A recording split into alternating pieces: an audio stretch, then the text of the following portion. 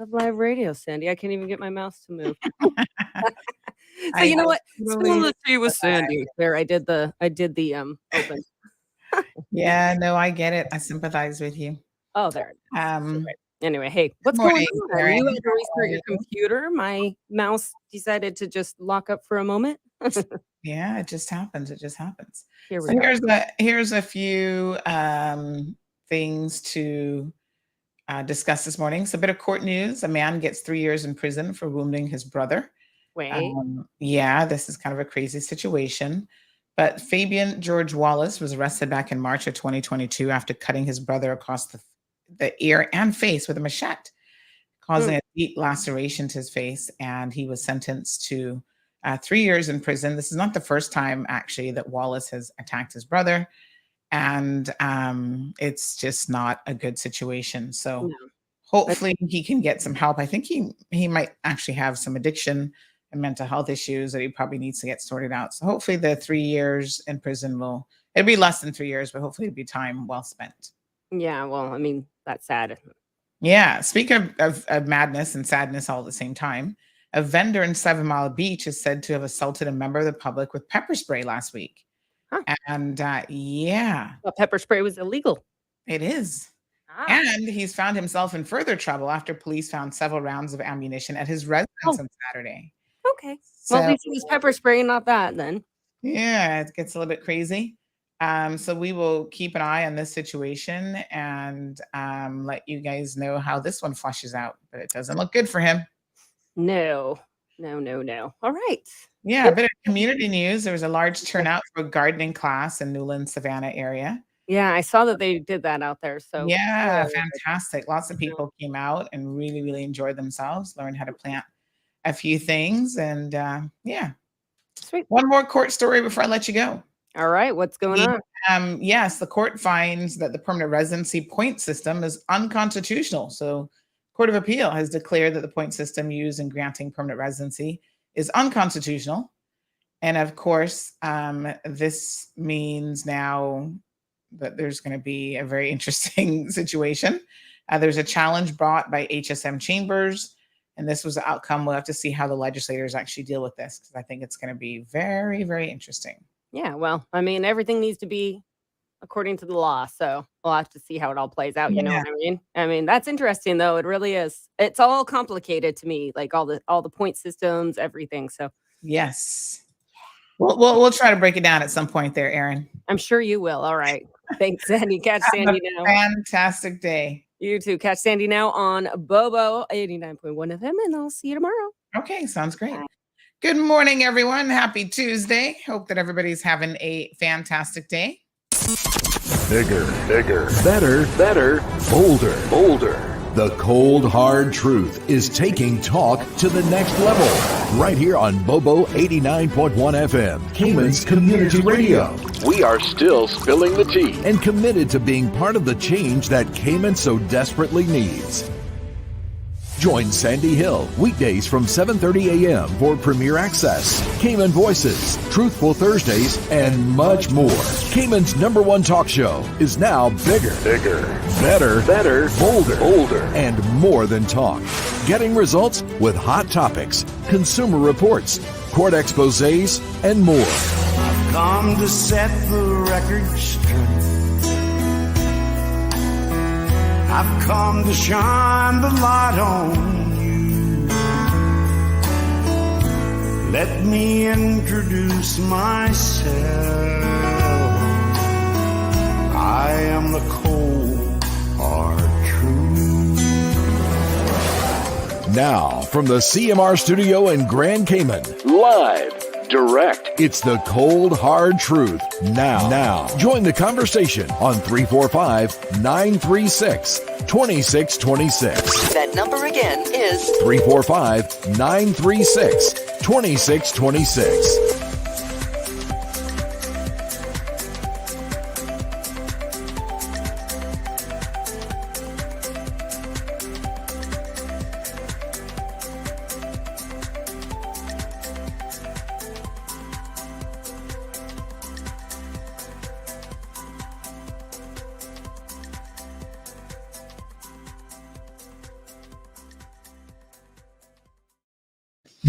All right. Good morning, everyone. Hope you guys are doing fantastic. I was listening to that intro going, why is that so choppy this morning? I clearly need to send a message off to someone. They're always like, oh, you have too many windows open at one time.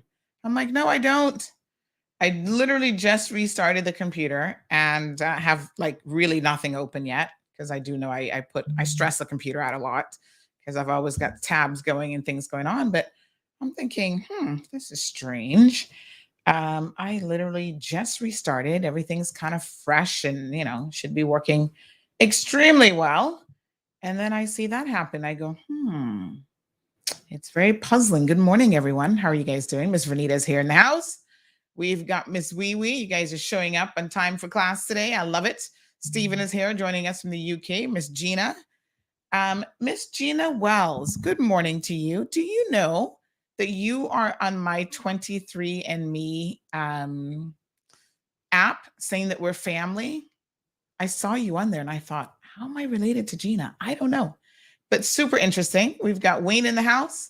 Aliano's here. Miss Iva, welcome back home. Dorothy says that she's always listening and learning here on the Cold Hard Truth. And of course, you guys know on Tuesdays is Medical Rundown with Health City. And we got a little celebration going on this morning. So you guys stay tuned for that. We got Daisy joining us. Olivia, First Lady Jayanne is in the house. Is the baby sleeping, First Lady? She said last week I was putting the baby to sleep with my sultry voice. Wayne sending blessings to everyone.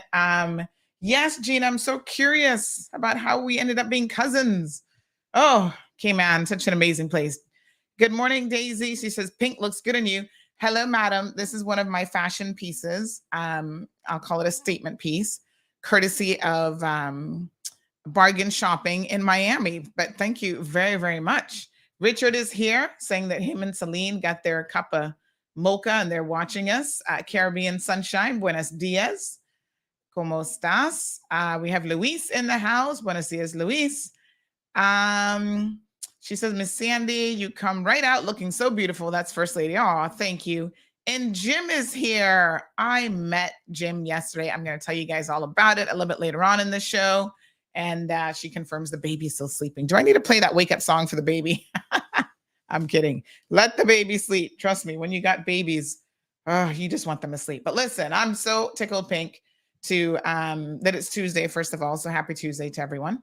And really, really pleased that we can have yet another Tuesday rundown segment with Health City. I think Alexa's might have heard her name, but I didn't say her name. So guess what? Time to celebrate.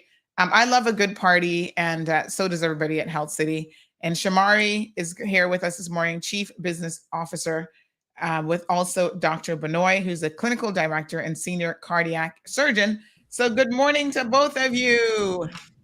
Good morning, Sandy. Good morning, Cayman Islands. How are you doing? We're fantastic. Happy anniversary.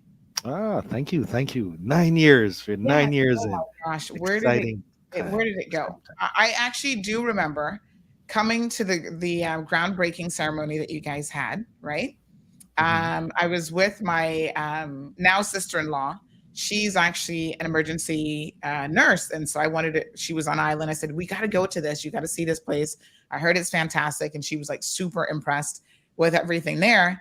And I can't believe that that's been 9 years. 9 years. Yeah. It seems like an eternity, but in the history of a hospital, it's still relatively new, but we've done so many things over the 9 years, so many firsts, saved so many lives, got so many accolades, had so many news articles that it seems that we've been here a lot longer than we have.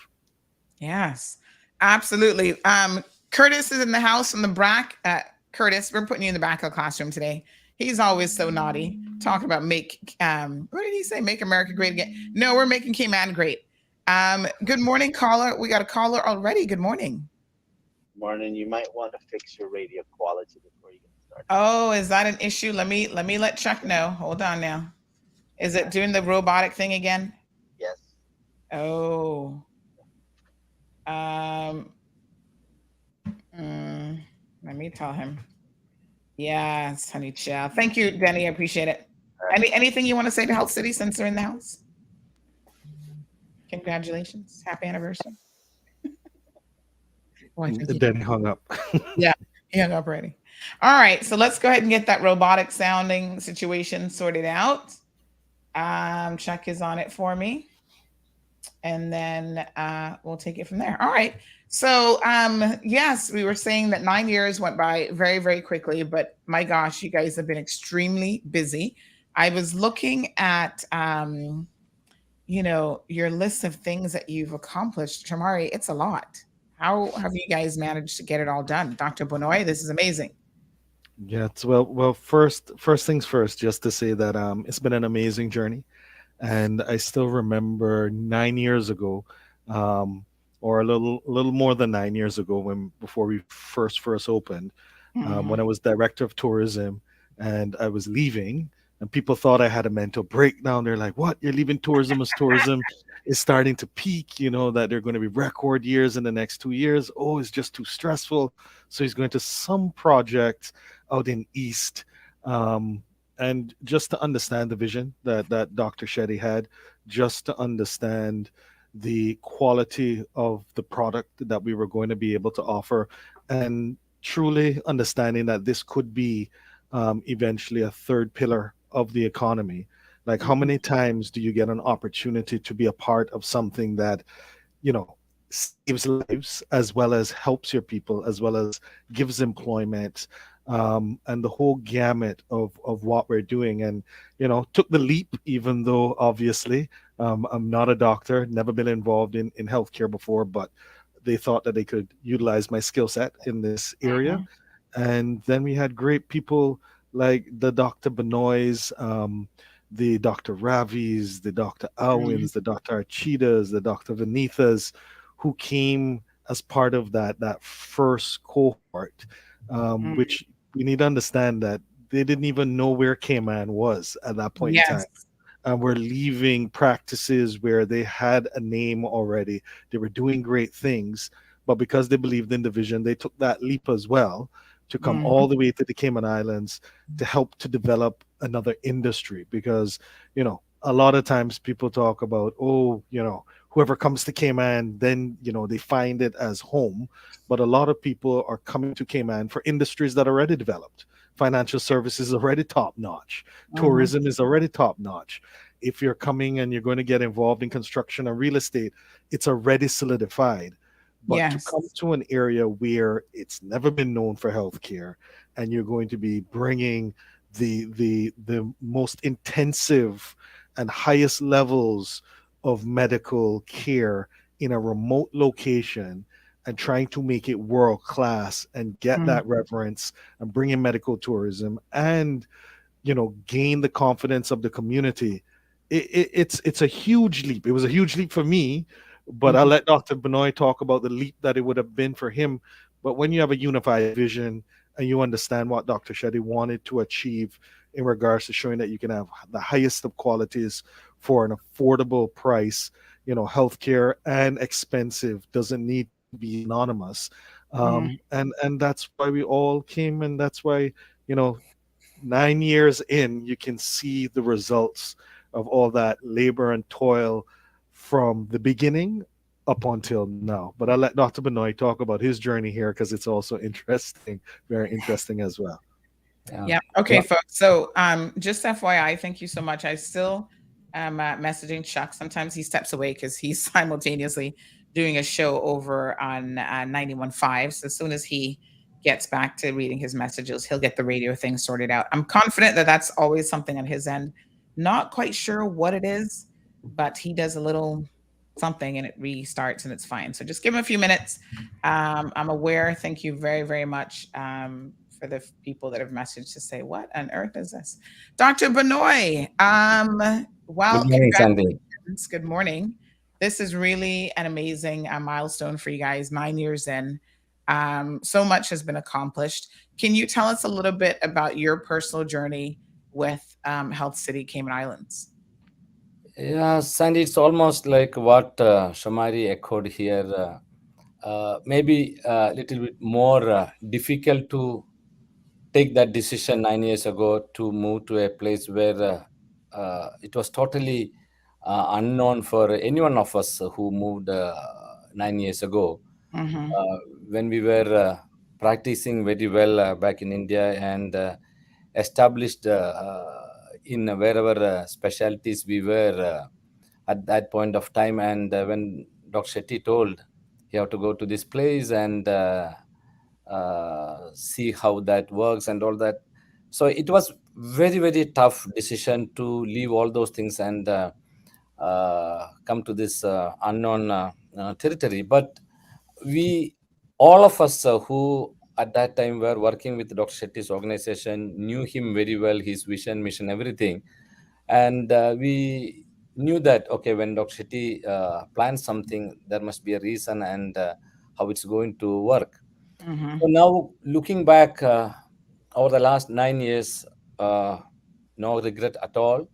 Mm-hmm. And all of that first team of doctors are still here and very happy and satisfied because we could fulfill that vision and mission of Dr. Shetty, that is affordable healthcare to all without compromising the quality.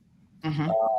And I would like to say thanks at this moment to the community here in Cayman Islands, because the day one onwards, the welcome that all of us received, and it continued over the years. And now we do not feel that we are somewhere from outsiders. Actually, the community accepted us Mm-hmm. as part of the one among them. And the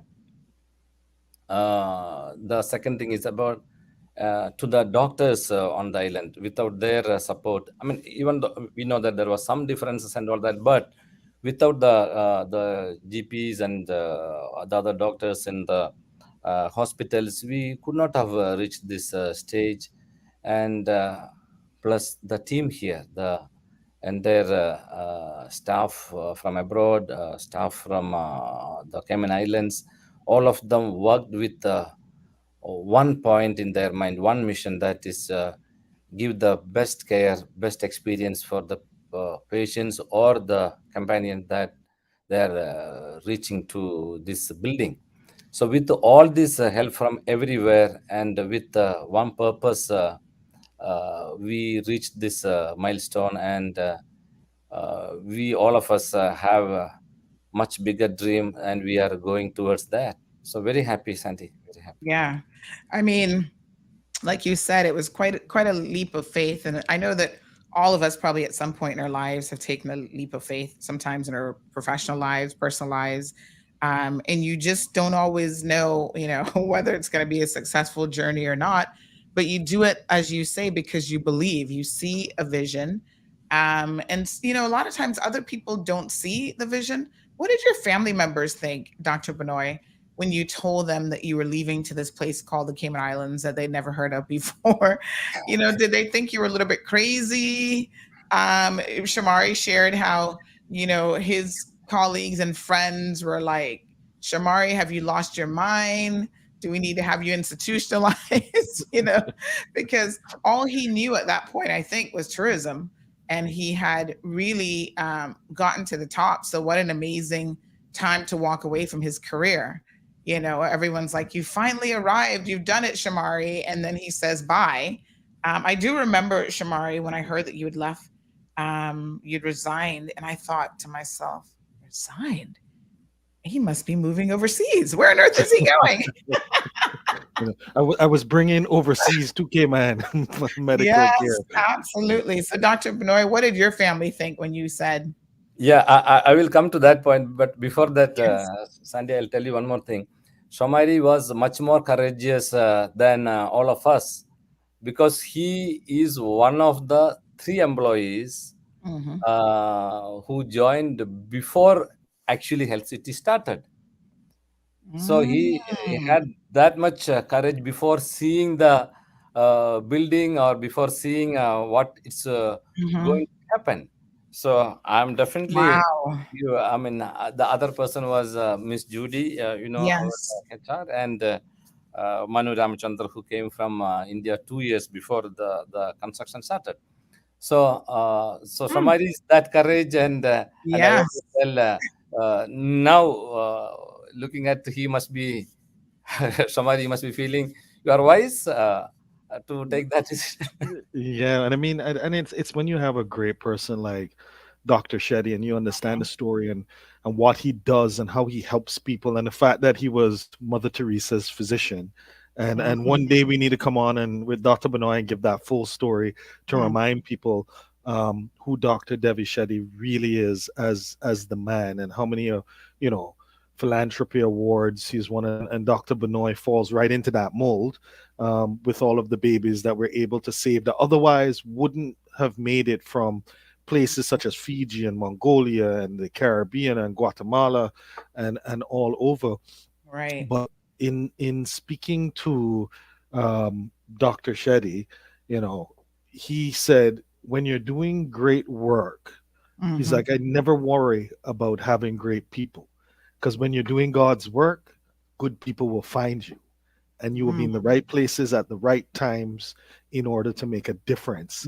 So hearing him say things like that and explaining as well what he had heard about me and what I had done and why I needed to come to be a part of this vision that he had. I mean, I was already sold. Speaking to Mr. Richard Parchment, who was my coach in another life when I was on national basketball team as a youth member, who came to me and spoke to me about this project and the fact that they were looking for somebody with my skill set, and then having a Dr. Shetty on the back end of that speak to me as well. That really solidified it. And the interesting thing is, Sandy, I remember being in tourism and telling persons, listen, I'm just going to have 2 more years. We're going to have record arrivals, and then I'm leaving. I'm looking at for that next challenge. And they're like, yeah, right. You'll be with civil service for life, etc., etc. Yeah. And it would have been 2 years early when this opportunity arose. But then I looked at it and the trajectory that we were at, the great team that we had at the Department of Tourism. At that point, nothing was going to stop us from achieving. So I didn't need to be there for the accolades, but I was looking at, okay, when else will you get to be a part of something, the potential of something that is new and that saves lives and that can help the country? And that's when I said, you know what? I remember because I was the Young Cayman Leadership recipient, and I remember going to schools and who moved my cheese, right? And then one of the walls said, Yes.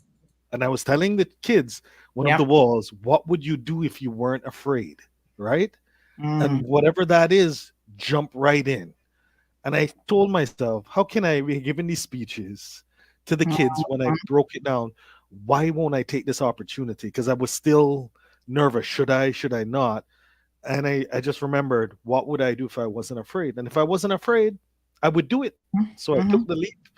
And here we are 9 years later, met so many great people, seeing the stories, like even with a Dr. Benoit, there's a baby Kael, and it was out of Guatemala, and the family was trying to get a bed in the US. Their insurance didn't have a huge lifetime max, and just to get a bed was $500,000. And this was a specialty cardiac procedure that needed to happen.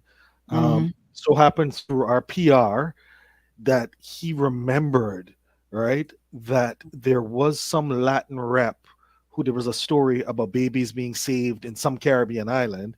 He searched for the article, found our rep, contacted her, and she said, most definitely we will be able to help you.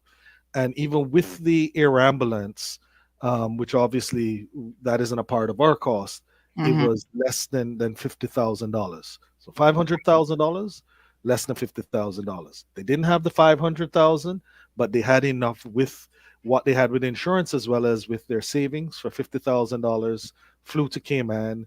Dr. Benoit would have performed the procedure, saved the baby's life. Baby's now no longer a baby, right? But a toddler doing very well. And even when he tells that story, he's like, the angels opened up and showed us the path of where we needed to go.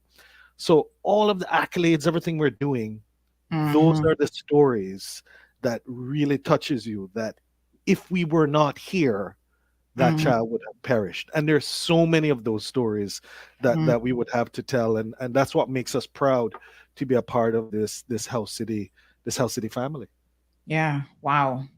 Just gives me chills listening to stories like that. It's just so amazing. And when you're a person who's been, whether you're a parent or that individual who's been in that situation where it was like life or death, and you really needed someone to step forward and provide life-saving surgery or treatments, you really appreciate the value of having that available on what is relatively a small island. I mean, I'm always really just taken aback by the healthcare system in the Cayman Islands, because I think it's top notch and phenomenal given our population size. It's got to be, one of the best, if not the best in the world. So let's talk about a few of the things that have really placed Health City in an enviable position when it comes to, offering affordable, accessible, world-class patient care. Some of your milestones in the past 9 years. So, shall we go back to April 2015? You got this gold seal of approval from the Joint Commission International and became a JCI accredited hospital. Explain to us, Shamari, what that is and why is that so important? So you have an organization that's in the US, that's JCO, which Mhm, accredits the top facilities across the US, and understanding that what we were, more or less selling mhm, is an ice cream, right? We're not at the mall and everybody was passing, hey, have a sample of this. Do you like it? Come in, because you're dealing with obviously high cost types of scenarios. Even though it's low cost, it's still not, an ice cream or an iPhone. Um, and at the end of the day, even if something is affordable, if you're going to a hospital and you're not going to leave, you don't care that it's affordable, right? So you right. want the highest quality possible, and you want that expertise. So in order early days to make sure that people just looking at us would understand that we had that high quality, we needed to get JCI accredited, and we're only the second hospital in the entire Caribbean that was JCI accredited, and we got that in what would be record time, because just a little over a year. Mhm, Usually, it would take you 3 or 4 years or 5 years to get that JCI accreditation, but we were able to get that very early days. It talks about our protocols, our quality, and since then we've gotten reassessed 3 times, Dr. Benoit. Yeah. Um, we've gotten it 3 times, and that's mhm, part of before we were able to get the volumes to show the quality of outcomes, which is on our website. We have our KPIs, and we either meet or exceed virtually all of the key performance indicators of top hospitals, for instance, in the US. So before we could get that volume to showcase that, we needed to show mhm, through JCI that we were high quality.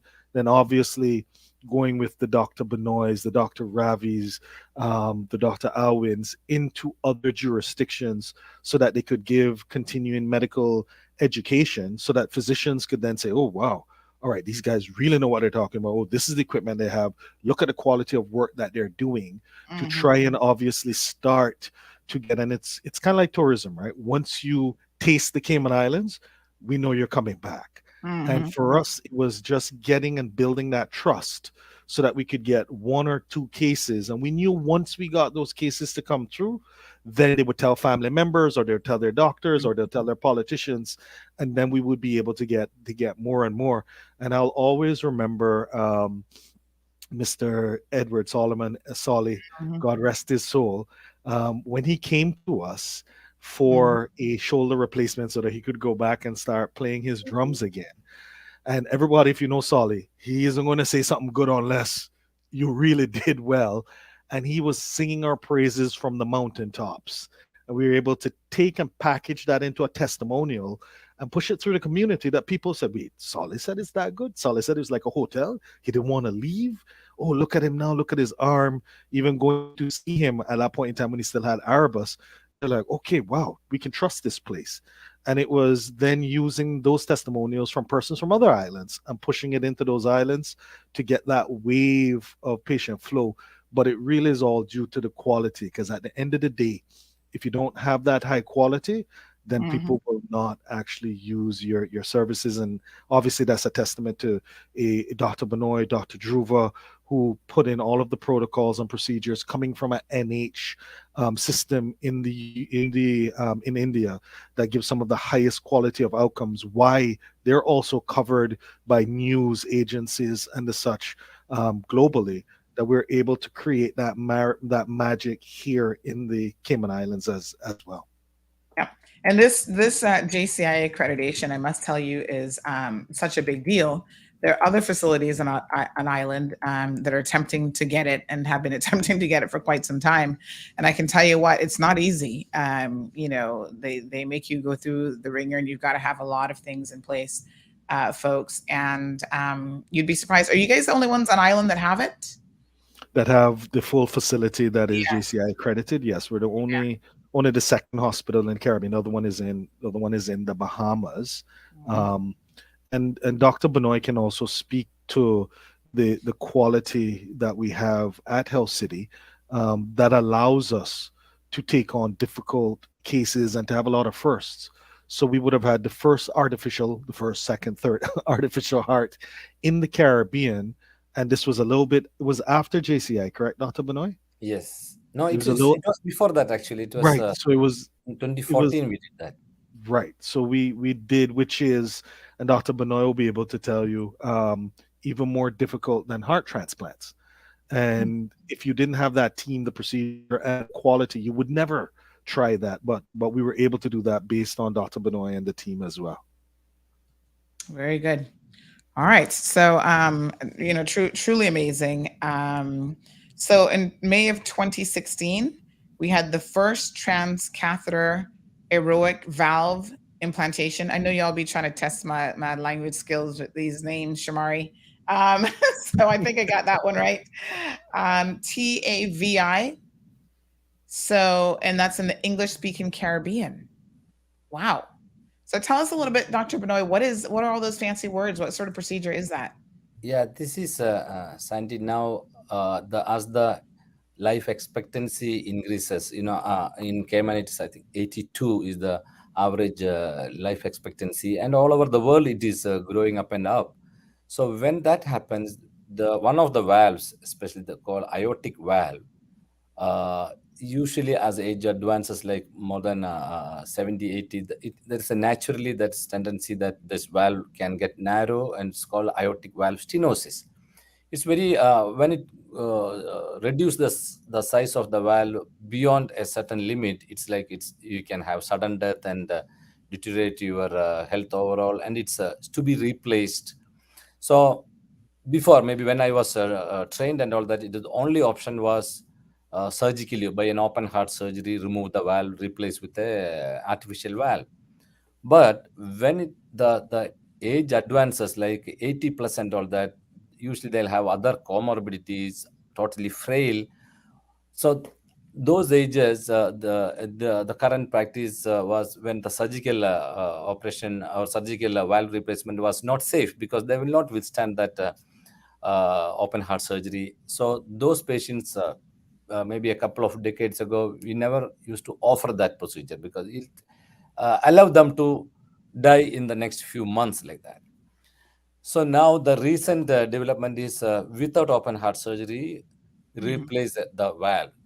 It's a transcatheter aortic valve implantation. That's what the TAVI stands for.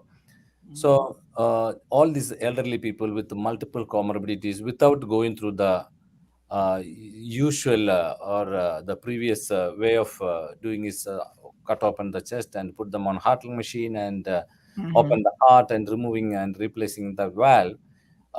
It's very very high risk. So currently, what is the practice is to make a puncture in the groin, put a catheter mounted with the valve, and replace. It's a 1 hour procedure is over. Usually, the next day they will go home. Wow. So these are the most recent advances. One of those advances happening in the medical field, like many are there actually.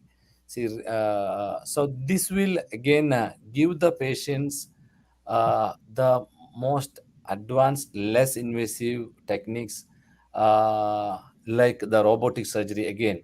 The patients after the surgery, after removing the uterus or the ovary or other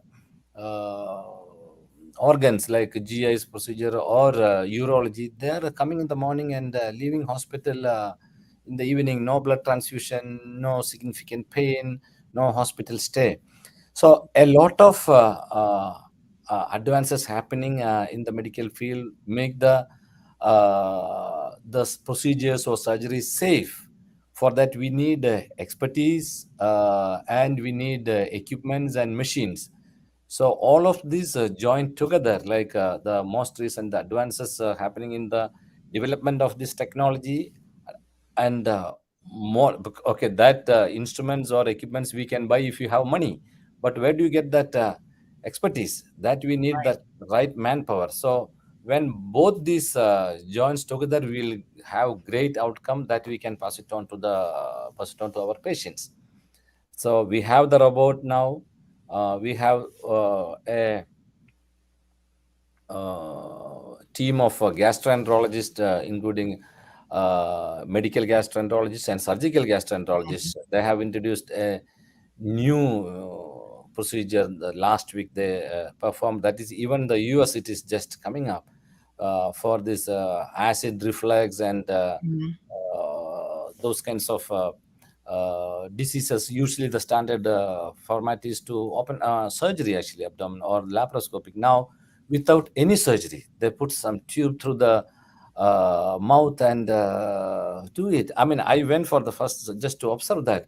Mhm. Amazing. You can't believe how these technology advances initially all came with minimally invasive surgery, then two hole surgery, keyhole surgery. Now no hole surgeries is coming. Wow, So that's the way the that's science amazing. advances. Yeah, it's very interesting to watch this. Not Mhm. only cardiac surgery, all the other specialties, whether it is urology, whether it is orthopedics, whether it is gastroenterology, and Mhm. we are there to bring all these new developments to Cayman Islands and this to this region. Mhm. And Amazing. Sandy, also to mention that obviously when I'm speaking, I talk about the sexy surgeries, right? Like Mhm. with cardiac and the such. But we have the only interventional neurologist as well. That if patients get to us in a certain time frame, a Dr. Romnish is able to go in minimally invasively and remove the clots from the brain that will reverse the effects of a stroke and actually give you no deficit moving forward. So those are the levels of physicians we have. Even I remember years ago we had just gotten our general surgeon on island who deals with the pancreas, which only a few physicians in the world can actually operate or deal with, as well as the liver.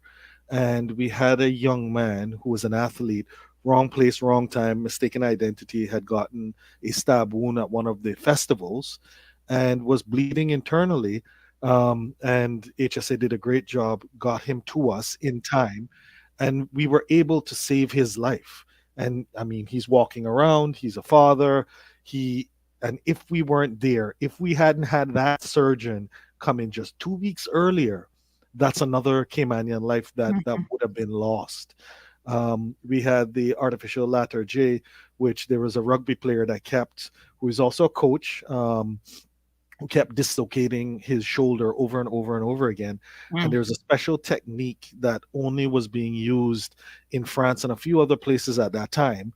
And because the actual orthopedist understood the quality of our orthopedics team here, we were the first on this side of the world in Canada, the US, Mhm. Caribbean, and South America that were allowed to actually perform that procedure and had great outcomes with that procedure as well. And that rugby player then was able to go back playing rugby on the national team and for once had alleviated that pain and that issue that he had as well. So from orthopedics, with your joints and sports medicine through to general surgery, to neurology, to urology, the whole gambit we have at Health City. And the thing is, because we have over 4 hospitals and embedded units across India, Dr. Benoit can go through the painstaking process by which we bring in our physicians to make sure they're the tops of the tops, so that obviously the Cayman Islands gains the benefit, but now we're able to bring in patients from all over the Caribbean to be able to avail themselves of the highest quality of services and outcomes that you'll get in healthcare. Truly amazing. I mean, lots of people here in the comments, folks. You can also call in and wish them a happy anniversary if you'd like to. 936-2626 is the phone line. So we have Miss Sue saying, she's saying, look at me. Good morning, caller. Welcome to the program. Good morning. Good morning. Happy anniversary to Healthy. Yes. Thank you. I just had a question. Sure. It's not necessarily on topic, Okay. but it's related to Health City. Okay. In the case of an emergency, like say you were at Rum Point or East End and you had a life or death situation, if you have Cynical, is the ambulance obligated to take you to HSA or can they stop at Health City? Like, how does that work? Okay. So I think I'll listen on the line. Yes, Yeah? absolutely. Thank you, my dear. Right. What's the current position, Shamari? I know this has come up before.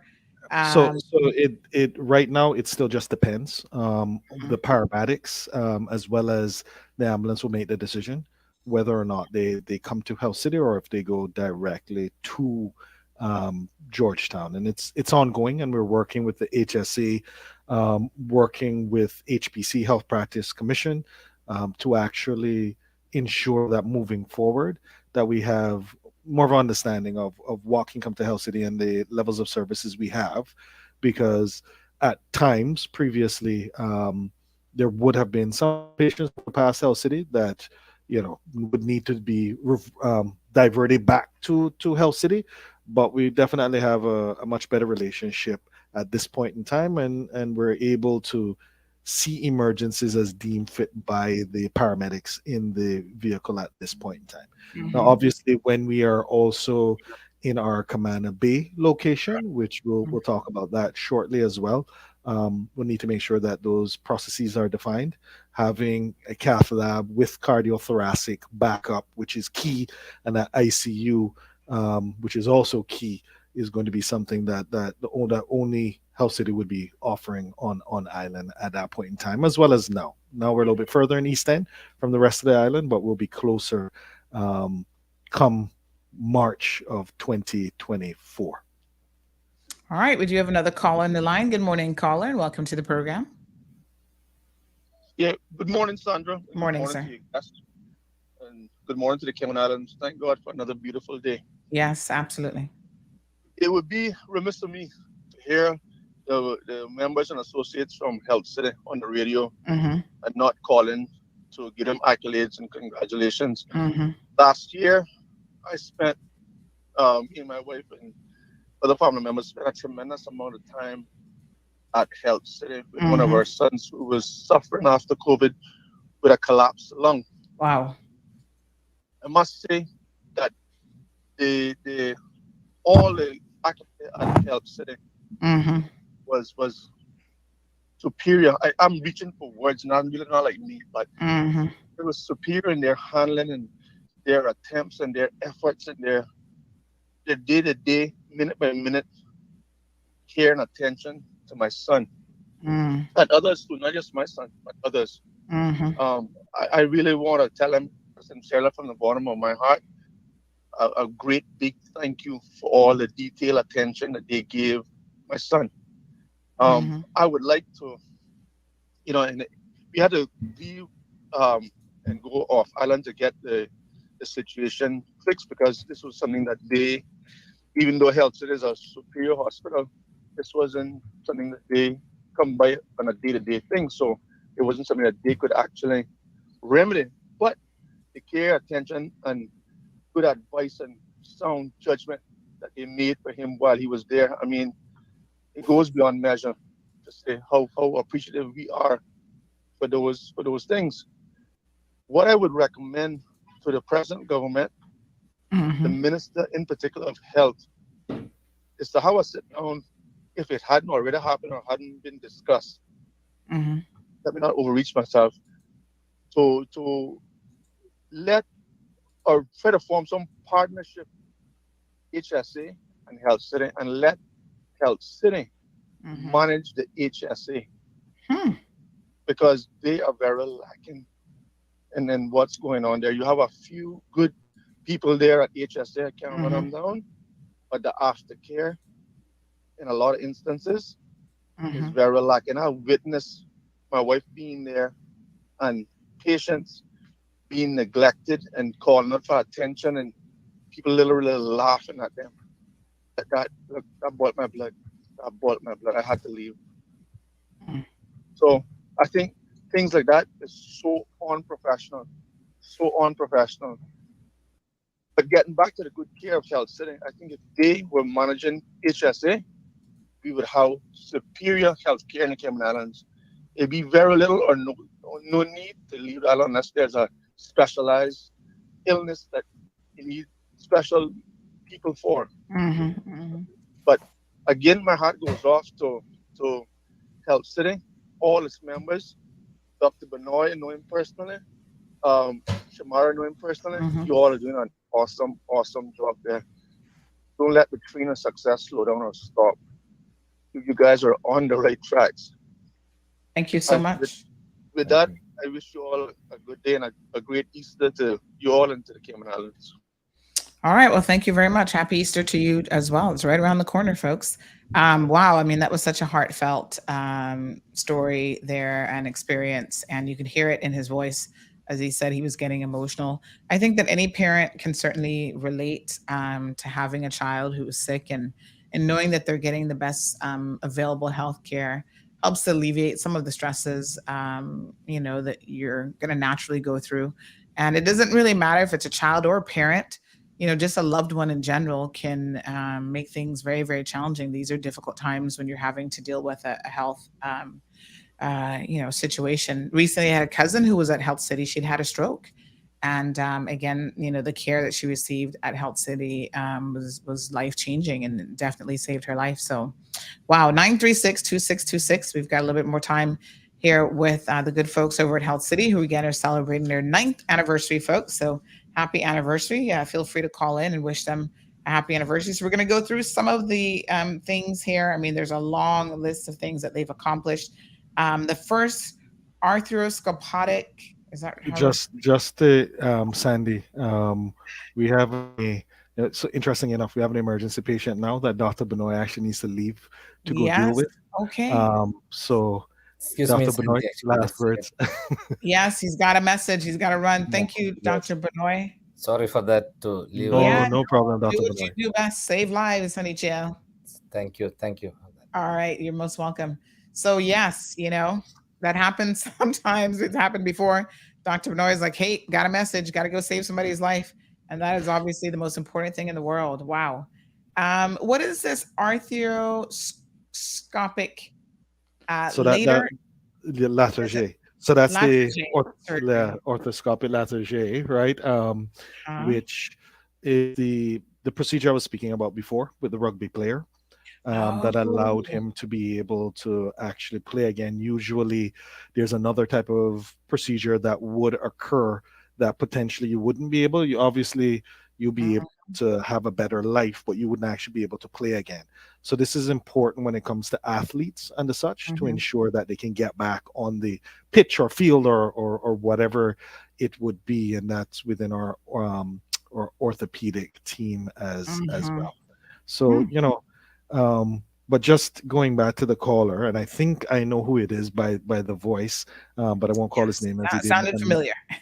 Because he didn't actually identify himself. But just to state that, Sandy, those are the types of comments, those are the types of conversations that have come to have, if not once a week, many times a week, from so many people, both here locally and overseas, that are so overwhelmingly happy with Health City. And in that case, whatever it was that was the ailment, obviously it was so niche that we weren't able to deal with it, but we understand, who and where to give advice and to also to help with the continuum of care if the person needs to come home. And it's just being a part of the fabric of the Cayman Islands that's important. I also just want to, big up HSA, Mhm. who works very well with us. Their physicians work well with us. We discuss cases together from a physician to physician perspective, and there are a lot of cases that would be referred to us based Mhm. on the types of procedures and physicians that we have, and that's how ecosystem should work, right? Mhm. At the end of the day, as you mentioned, it's a small island, right? And there's only so many local patients that you have. That collaboration is what's needed to give the best outcomes versus what people may see as competition. And as I mentioned, I recall going to other Caribbean islands that I've been there from a tourism perspective. So obviously, when you're there, you're in a good hotel because they're going to have a conference. They want to showcase their island, Right. but then actually going there from a healthcare perspective and needing to go to some of the government facilities to see how we can help, etc., Mhm. you come to appreciate what we have at the HSA. And obviously, I've had to use the services, not me, Mhm. but family members prior to House City being around, as well as obviously my wife would have, did not obviously, but my wife would have had all three of our boys Mhm. there as well. HSA is also doing very well and is also great from that perspective, and we look forward to further collaboration as Mhm. the island grows, as we grow our services, Yes. as we're offering. Even now, we just recently opened our radiotherapy center, which is Mhm. the only radiotherapy center in Cayman, so we can give holistic cancer care for patients that need to go through various elements of the actual treatment. Now, persons don't have to go overseas for the majority of what they have. They can stay at home. Mhm. It's close to them. They can have their family members visiting them when they need to have treatment and if they Mhm. need to be an inpatient, or even just being at home instead of traveling overseas for weeks at a time. And you Mhm. may have one person with you. Now you can have your family members with you, and we understand that the psyche and being positive also helps when you're going through anything, and even healthcare challenges as well. So even recently, we were able to showcase what we have at our radiotherapy center that's right there in town, Mhm. with some of the HSA physicians as well, who are also very excited, and we're excited to be able to help in any way we can. And that's another area of collaboration that we will have moving forward. Yes. And I mean, I think the collaborative approach is definitely the way to go. So, folks, some other milestones over the years: opening Cayman Brac Clinic, the Cayman Bay Clinic. Tell us a little bit about the Cayman Brac Clinic, because to be honest, I didn't know until recently that you had a clinic Yeah. there. So, So, bringing Hell City within your reach, we mhm. were looking at how. So this was even before we moved our radiotherapy center. We moved. I mean, the concept of our um, radiotherapy center to be closer to town, to the 70% of where the population lives. We Mhm. looked at that Cayman Brac flight and the fact that we were hearing from our patients that they would fly in early in the morning. Mhm. Sometimes they wouldn't have breakfast. They would reach for their appointment. They'd have their appointment. It would take a while before they could have their food. They would have to rush to get back to the airport, or sometimes they would miss appointment because of the flight. And we said, how can we make this easier for our sister islands? So we Mhm. actually opened a clinic in the BRAC that we can Wow. do some first consultations there. So if for a certain disease profile, you need to see the doctor over the course of 6 months, let's say 6 times, we could Mhm. strip out the first two on the front end and the back two on the back end, and then you would only need to travel twice for the actual procedure, aftercare once afterwards, and then we could do the follow-ups in Cayman Brac. Now, obviously, the population in Cayman Brac is a lot less, so we rotate the specialties going to the Brac, so that if you need to see the cardiologist, then it will be a certain time period, maybe within 6 weeks. Orthopedics, maybe another 4 weeks. And then anytime you need us, obviously you can travel over. But we just wanted to alleviate that burden for persons and individuals in the BRAC. And we also have a good working relationship with Dr. V. Alasami, in Cayman BRAC as well, who's in charge over there on that end. That anything that he thinks we need, we try and help him out as well.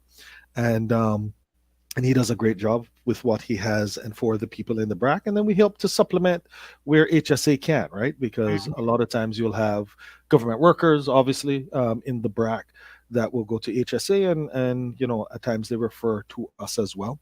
So it's a good ecosystem that's working. That always could use some tweaks and get better, but as that's with anything that we're actually doing.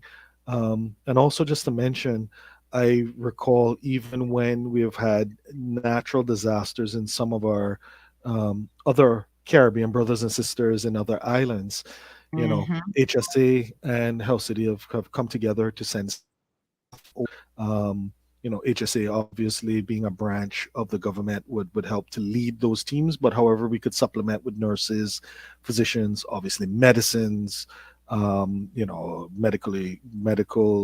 consumables and the such. We collaborate and help even when it's to help other countries, as well as obviously in the Cayman Islands, even with COVID, right? Great working relationship with HSA.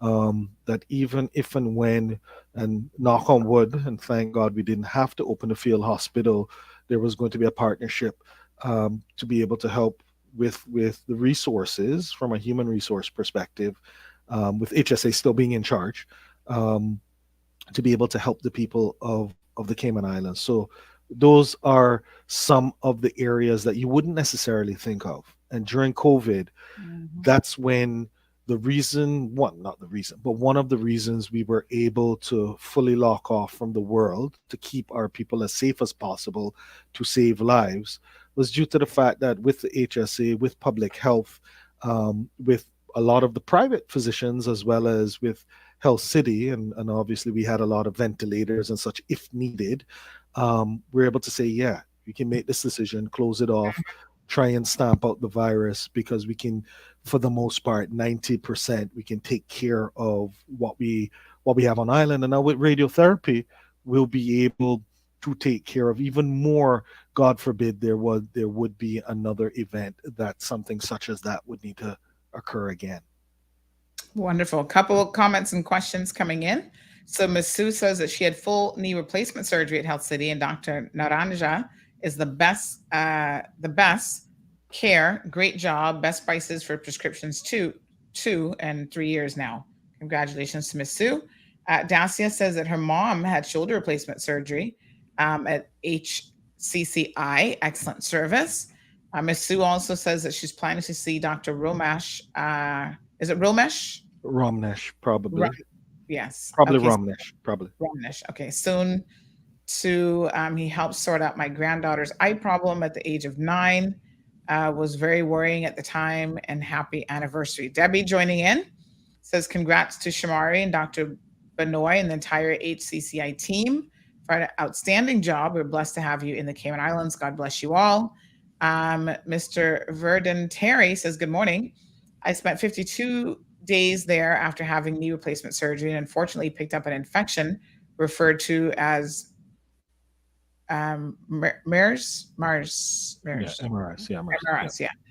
which is a very serious infection, by the way. Had to undergo 4 surgeries on my knee, and also had to undergo dialysis due to kidney failure, as the infection had entered my bloodstream and damaged my kidneys. The nurses, doctors, and everyone else were excellent, and my appreciation goes out to all, and wish everyone all the best. Happy anniversary. Wow. So that's truly, truly amazing. Wayne asking about the cost savings versus traveling to somewhere like Jamaica. What do you say to people who might have traditionally gone to places like Jamaica or Cuba looking for, cheaper alternatives when it comes to healthcare? Ms. Sue says when you factor in all the travel and everything else that comes with it, in her opinion, it's definitely far less expensive. Yeah. So if persons are traveling to Jamaica, then I'm thinking maybe they don't have enough insurance cover. But that's something that we always work with our patients on from a self-pay perspective, just to make sure that we can give patients access to healthcare. And that's why we have, well, interestingly enough, we have patients from Jamaica traveling to us to get procedures, whether cardiac, orthopedic, spine, neuro. We have patients from Trinidad, Barbados, Turks and Caicos, St. Lucia, St. Kitts, Honduras, Canada. I think we need to have one session where we show you a lot of our testimonials from patients from Canada talking about how the quality of service, which is always bar none, the fact that they could get into our system quickly, get the surgery done, and go back to work, right? The US, you'll see patients from the US talking about how great our services are within the sphere of healthcare, because not a lot, but a few instances where you'll have medical professionals that have an issue that would have ended up at Health City, and they rave about the experience that they've actually had with Health City. So we just look forward to obviously trying to give the best customer service, but knowing that we want to make sure that our patients get the right care at the right time to be able to get the best outcomes, and that's what we really hang our hat on. Amazing. Now, Shamari, we've got some pictures here. I still need to come and do my tour of the new Health City Radiation Oncology Center there in Cayman Bay. But we do have some photos here, and I wonder if you can kind of walk us through what some of these are as we begin to wrap up a little bit. But speaking of Cayman Bay, let me see now. There's an aerial view of that. Let me see if I can pull that out, which I thought was amazing. Let me just see. Yes, here we go. So tell us a little bit about the Cayman Bay project for those who may have missed exactly what is going on there. Look at that, folks. I mean, that's just amazing. So that would be an old picture. Yeah, no, there's actually stuff there now. There's buildings there now. yeah, we need to get you the newest images, as well as I'm not sure if they shared the video of the actual facility. We'll need to get that over to you if you don't have it. So I've got the I think I've got the video. Yep. Right, of the radiotherapy. We got some still photos, but this is the very beginnings for the groundbreaking. Oh, okay. Yeah, that would have been the groundbreaking. Yeah, I see the bulldozer and the flags from above. But the radiotherapy center, actually, we had a ribbon cutting recently. We're just going through the last phases of there was there we go. So that's the LINAC machine, which is the radiotherapy machine that has beams that would be able to target specific areas of cancer to treat it. I won't do it justice. That's the ribbon cutting right there. Speaking to it, so we'll bring back Dr. Vikas with Dr. Benoit to go through all of the aspects of how we go about treating cancer. That's the front of the radiotherapy center, yes. But we're really excited to be able to fill that gap. And then next year, for our 10th anniversary, right in time, we will have the full hospital, which will have 4 operating rooms, which will have 60 beds, and we'll have, various elements of robotic surgery, as well as cath lab and the full gamut that will be right there in town, which will be just, 5 to 7 minutes away from the cruise port for all of our clients that use us from the cruise lines, as well as we get air emergencies in. And once again, if and when our third-party ambulance can't pick up the emergencies from the airport, HSA has always been great with the Mr. Duval and everybody else who works with that team with helping us with the ambulances to get our emergencies from other islands to us at Health City in good time to be able to have the interventions that we are having as well. So we're excited about that hospital that will come into effect, and I'm looking forward to the next chapter of what Health City will be bringing, both for the Cayman Islands, for the Caribbean, for Central America, and that's why even hearing the news of the fact that Cayman Airways will be going into Panama is also exciting, because Panama is that hub for Central and South America that opens up new markets that we can go and talk to them about that one hop away from Cayman, right? Flying to Panama and get on Cayman Airways and come and see us at Health City. So that's exciting to hear that those things are happening from a tourism perspective, which also will benefit us from a health city perspective. And I'm sure even from a chamber of commerce perspective, seeing different markets, different produce, knowing that we need to diversify, especially during these times when you see that supply chain can become an issue that increases costs further.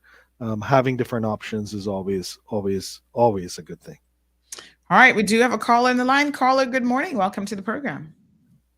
Good morning. I too would like to congratulate Health City on its accomplishments. It's clearly been a long road, and a lot has been achieved in that period of time. I must say that the Shamari is quite brave for taking the step that he did.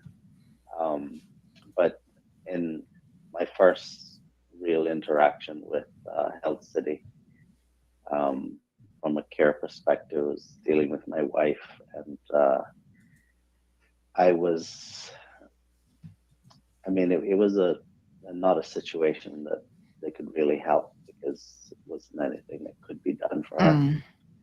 But what was good was that when you spoke to the doctor just told you the God's honest truth. And while that, is not sometimes what you want to hear, it's really what you need to hear, because in order to be able to address any issue, you have to understand it rightly. And that, that was appreciated. The care was great. Recently I went out and had the Ferrari of all examinations, and moving from one exam to the other was executed as finely tuned as a Ferrari. And that was great. Normally when you go to hospitals, there's a bit of apprehension about how long it will take. The whole thing took a long time because there was lots of different things being done, but there were no excessive delays in between, and it was a good experience from that perspective. And I wish that, like, when I was dealing with my wife, they had all of the stuff that they have now, because she had to go off of the island for radiotherapy. And I mean, you don't really think about the stresses that are involved in that kind of experience until you're in it, right? And it's like being in this tunnel, and you can't go left and you can't go right. Going back is not an option. It's only forward, even though you can't see the other end of the tunnel. And just the stresses of having to travel, and how do you account for that financially, because insurance doesn't cover everything. It's just it's not as simple as one might think it is, unless when you've gone through it, and you're like, wow, there's a lot to consider. And it would have been really nice if she could have just stayed on the island and gotten the treatment that she had desired. And it's good to know that going forward, people would be able to do that here. Absolutely. So I'd like to say thank you. All right, Denny. Thanks very much. Appreciate it. Thank you, Danny. All right. So just a few days ago, it was Happy World Doctors Day. So, of course, Happy World Doctors Day to all of the physicians out there. Trust me, a good physician really can save your life. They can make, as Denny said, they tell you the truth, have good bedside manners, provide life-saving and life-changing care. Really makes the quality of our lives, so much better, and just truly amazing. So Ms. Sue said she saw patients there from Canada and from other places in the Caribbean. Adriana, good morning, said happy anniversary to Health City Cayman Islands. Thanks to Dr. Alwyn, I did a knee surgery, and I must say I'm now able to sleep at night. Wow, that's amazing. Lavana says, good morning. I can personally say that I have no problems recommending Health City. I had an emergency surgery there, and the service was excellent. Thank God. I had good insurance too, or great insurance too, and happy anniversary to you. We have Celine says, happy anniversary, HCCI. We appreciate you. Wishing you continued success. Can Shamari speak about the children that come here from Africa that they help? So not just Africa, Shamari, but around the Caribbean. I was amazed sometime late last year. I was watching a blogger out of Jamaica, and he had a guest on his program. And she actually works in the healthcare system in Jamaica as a nurse, I believe. And she was saying how she had a baby that had special needs, and there was some sort of cardiac issue that the baby had, and she needed this medication. Because I remember I mentioned it. I don't know if you remember, but I mentioned it to you. And lo and behold, the only place in the Caribbean really that she could get this was from Health City, Cayman Islands. And you guys had already stepped up to the plate and sent them some of that medication to try to help that poor baby just survive until surgery was available. So this was, medication and drugs that were going to prolong the child's life until it could get to the point where necessary surgery could be performed. And we work with Samaritan's Purse as well, Billy Graham's charitable arm, that we get babies from Mongolia, from Fiji, from Kenya, all across the world, from from different areas in Central America as well, that are able to come to Health City to be able to gain access to the Dr. Benoit's that we have of our team, to be able to give those life-saving surgeries that otherwise they wouldn't be able to afford, because we do it at cost, with huge discounts, so that they will be able to save a life. And I remember Dr. Shetty saying to me, he said, listen, Shamari, in the US, if they really want to give away some of the most complex types of surgeries and just do it at cost, right, so that they don't go out of business, just based on the overhead and the expense and the such, it will cost them $100,000. So if people raise $100,000, they'll be able to save one baby in the US. He said, I want to make this process so efficient that the actual cost is $10,000 or $12,000. So if you raise $100,000, we can save 10 babies, right? And that's the economics of it, that you're working to make your system so efficient and such a high quality system. Because once again, lower cost, if you're not getting great outcomes, doesn't really matter, so that we could get great outcomes and actually shave off all of the excess fat in regards to what we do to be able to give the best outcomes, but at a price that once you raise the money, we can do it at cost and do many, and continue to flourish as a hospital with all the lives that we've saved. And there was an interesting story that I need to figure out whether or not she can speak enough English now, or maybe we'll get a translator. There was a baby, and I'm going to try and remember, I think it was from Mongolia. I mean, a child that we would have saved in regards to Dr. Benoit saved this young lady. She must have been, I think, 12 at the time. And guess what? From Samaritan's Purse, that was the first young lady that's on track to become a cardiac surgeon. So she was saved through the program. And then went on to study medicine so that she could save other children in the future. And she's on that track right now. And we saw her, I think it was a Christmas ago, that she came back to see Dr. Benoit and with a translator to tell her story about how the fact that she is becoming a doctor in her home country so that she can do what Dr. Benoit does and team does for the young people that we're able to touch and save. There are many of those stories. We get a lot of babies from Trinidad because Trinidad doesn't have pediatric cardiology or cardiac surgery. So we work with the CLFA over in Trinidad. That is an organization that before we came on board would send babies to the US, and now they send quite a few of their cases to us in Cayman as well. So just seeing that, that is a big part of what we do in regards to the pediatric cardiology, but obviously we have the full slew across the board that we're able to help. And now with fulfilling that last major gap of radiotherapy in regards to cancer care, we'll be able to have one of the most comprehensive healthcare systems across the Caribbean, and we're blessed and lucky to live in the Cayman Islands based on all of the other factors, but now from a healthcare perspective as well. And Sandy, even when it comes Beautiful. to the medical tourists, they come on island. Obviously, they're also going to rent vehicles. They're going to eat in restaurants, um, and there's a lot of other additional benefit that's coming apart from obviously the staff members that are on island. And as I found out very early days being with Health City, you have the real estate agents that are calling and say, "Oh, can I get your assets? Can I get your assets?" And I'm no longer with tourism, right? So here is the name of the now director. You can contact them to get the beach images that you need. They're like, "No, no, no, no, we need of the hospital." Like, what, you need of the hospital? Why? And they're like, "Because some of the snowbirds have heard the fact that we now have a hospital that deals with hearts and deals with brains, so heart attacks and strokes. We have people that can make some investments based on the fact that the hospital is there and they know if there is an issue, they'll be taken care of."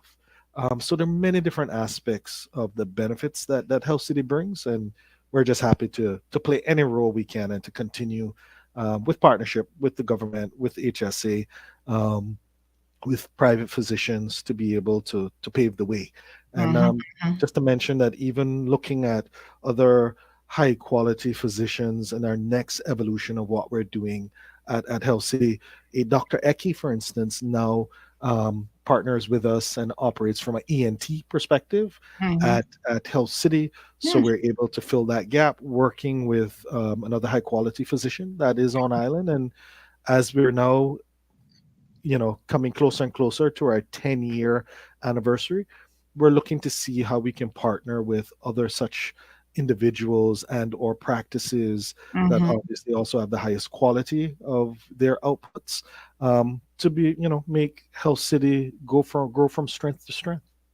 It's amazing. Well, one of the things that I love personally about Health City, Shamari, is your involvement in the community, because I think we all have a responsibility, even as private sector entities, to be part of this amazing community. So you guys have everything from educational programs, healthcare explorers. You offer scholarship opportunities, educational programs, student opportunities, advice about careers in medicine. You're recently at the job fair that was held at HCCI. Hundreds of kids, young people, I should say, turned out to that amazing event. You had the Mothers Union of St. George's Anglican Church for Womanhood, Let's Get Real. And that was part of the church's Wellness and Family Forum series of events. Well attended based on the photos, talked about everything, concerning women's health with Dr. Pooja. We all love Dr. Pooja. She's amazing. So she was there as a guest speaker. You had Miss Jennifer Weber, who's the operations manager and part of your team at HCCI as well. So, I mean, you're just doing a lot. And I guess we just hear from the CMR team and everybody listening in today, want to wish you a happy anniversary and continued success, because ultimately your success is our success, I think, as a community and as a country.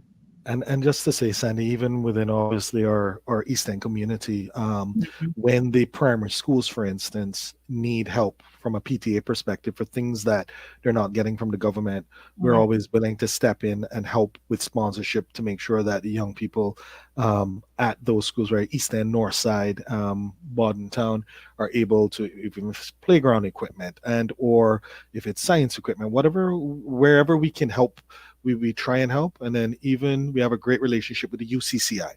Now we know that Caymanians that are going to the UCCI, for the most part, will have their studies covered, right? But even from like say a nursing school perspective or just your regular perspective, we have a relationship where if there is a student that, let's say, is a young single mother, that she's not able to complete her studies because she can't afford to pay her rent for her apartment, where the government won't come in necessarily and pay for that rent. We have a relationship with individuals like Donette at UCCI, where she'll say, Shamari, Charles, we've identified this young person that in order to continue to finish, to be able to get their degree, they need X amount to afford their rent. Can you help this young person? And we'll step in and help to ensure that person then completes, so they then can get a better job and be able to take care of themselves. And if we weren't doing that, then they wouldn't actually finish and complete their studies. So there are various ways that we try and help to make sure that the Cayman Islands is a better place for it. Wonderful.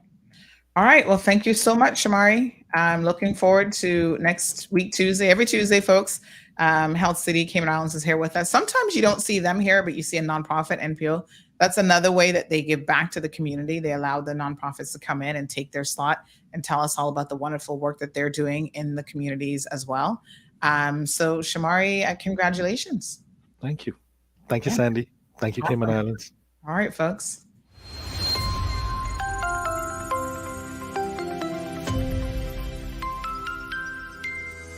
Founded in 2014 by Dr. Devi Shetty, Healthcare Explorers is the award-winning education arm of Health City Cayman Islands, which has provided education opportunities to over 6,000 students.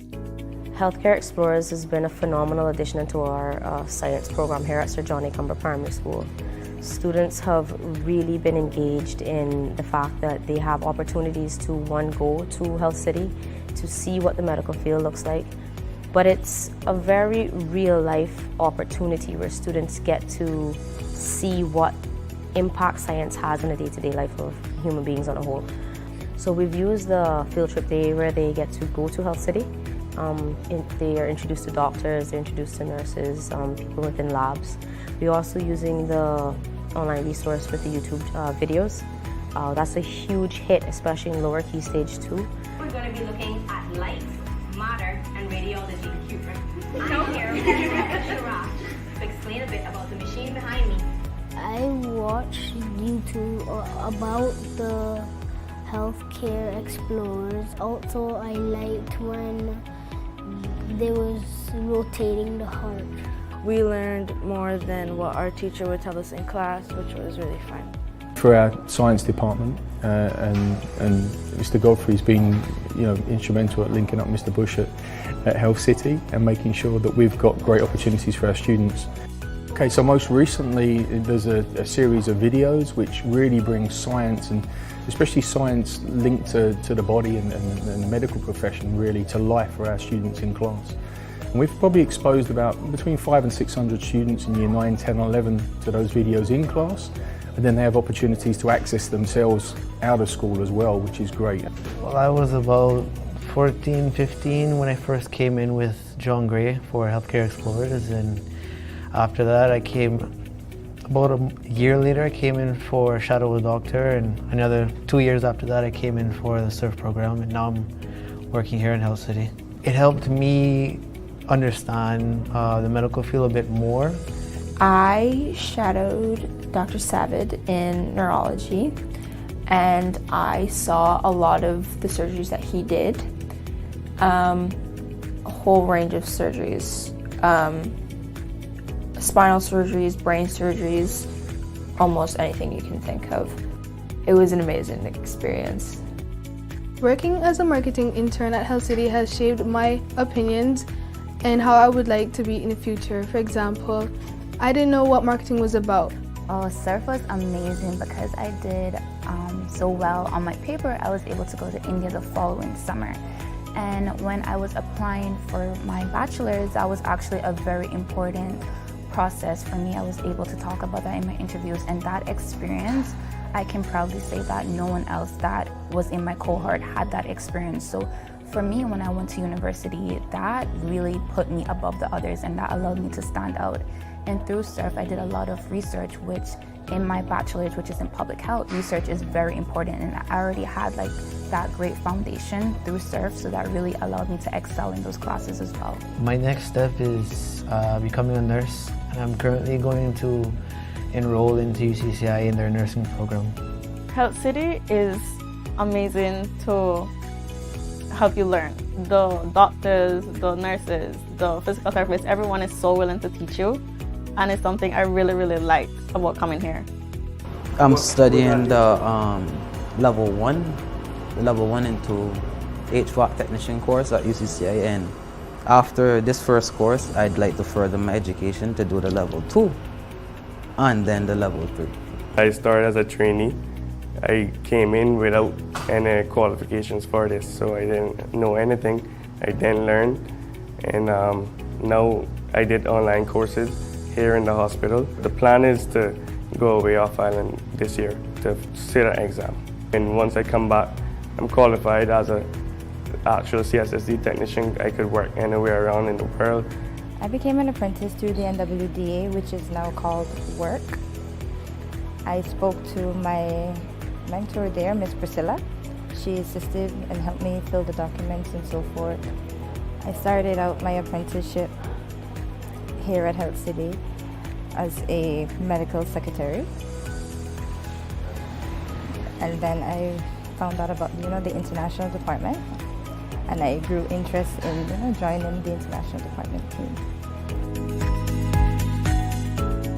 Healthcare Explorers continues to grow from strength to strength. Innovation is the core of our success.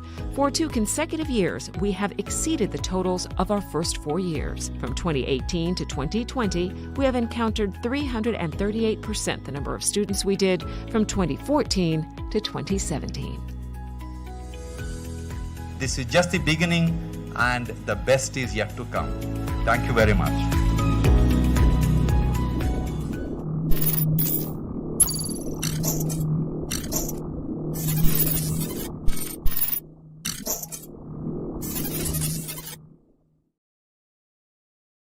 All right, folks, welcome back to the program. So just wanted to share a little bit with you all in terms of what our young people are experiencing by way of the Explorers program there at Health City, Cayman Islands. So again, providing opportunities to young people, to me, so important. Look at their amazing little faces. You can tell that they're so excited to think of careers in the medical profession.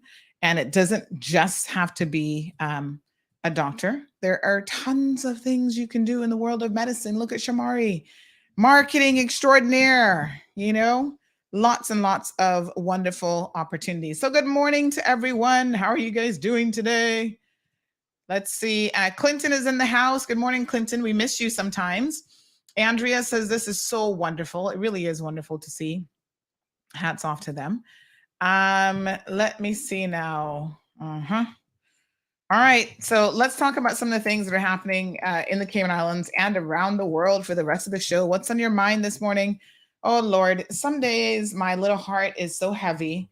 I have to tell you, you guys know that I sometimes I'm really tough, and I get it. There are people who meet me and they're like, oh my God, Miss Sandy, I was afraid of you.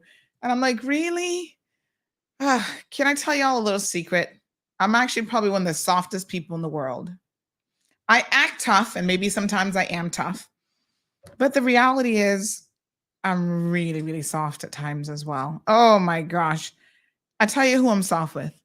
Children, babies, older people. They all have a soft spot. Animals, y'all know me and my dogs and so. Oh God, just softy all over, right? Now, sometimes you got to put the softy aside and just deal with things head on in order to get things done. But I was, first of all, let me tell you about my evening. Where's Jim? Jim, you're still here? Oh, there you are. I actually met Jim in person. Now, I feel like sometimes I get to know you guys a little bit on the show and I get a sense of your personality, but there's nothing like actually meeting people in person, sitting down with them, having the opportunity to talk with them. And Jim and I had a wonderful chat last night. I got to visit his beautiful boutique store there on the waterfront. I'm going to tell you guys all about that a little bit later on. But I met Jim and we had an amazing chat. And, there are people who your heart just really connects with. And Jim was just one of those people last night. But I got to tell you what happened after I left Jim. So Jim, I left you. I had to get home, put on my mommy duty hat. I'm like, oh my gosh, Miss Stacy's with Gigi. I got to get home. Marlon was working late. So I was like, all right, let me hurry up and get home. So I came home, and not long afterwards, Marlon came home and we're like sitting down having dinner together. We try to have, you guys know I'm trying to do my intermittent fasting And so 8 o'clock is like my cutoff time. So if he's not home by 8, I eat first, which I did last night. And then he'll come home, but I'll still sit with him and we'll talk and whatever. So as he was sitting there, I got a phone call from this lady. And it just really broke my heart because I saw that my phone a lot of times is on silent. And I saw that she'd called me, or somebody called me about 3 times. I'm like, oh my gosh, what's going on?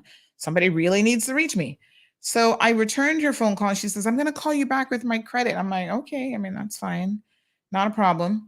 And she called me back and she was so emotional over a situation. So her husband, Caymanian husband, she's from Jamaica. They have a young child together. They are really, really struggling with trying to find employment for him. So he's been unemployed since COVID, and he just has not, there's just not been a shift in the winds for him to be able to find any employment opportunities. And her heart was so heavy. And of course, listening to her story made my heart heavy, because I think that there comes a time when, not being able to find a job, not being able to support your family can take a real emotional toll on you. A lot of us have been there. A lot of us have been without employment. And I know the struggles of wondering how your bills are going to get paid. She has a job with a local grocery store. She's only making, minimum wage. She can only do so much with that salary. She was saying to me how she was living with a family member, his family, and they increased during COVID. They increased the rent from $500 for the low room that they were in to $800.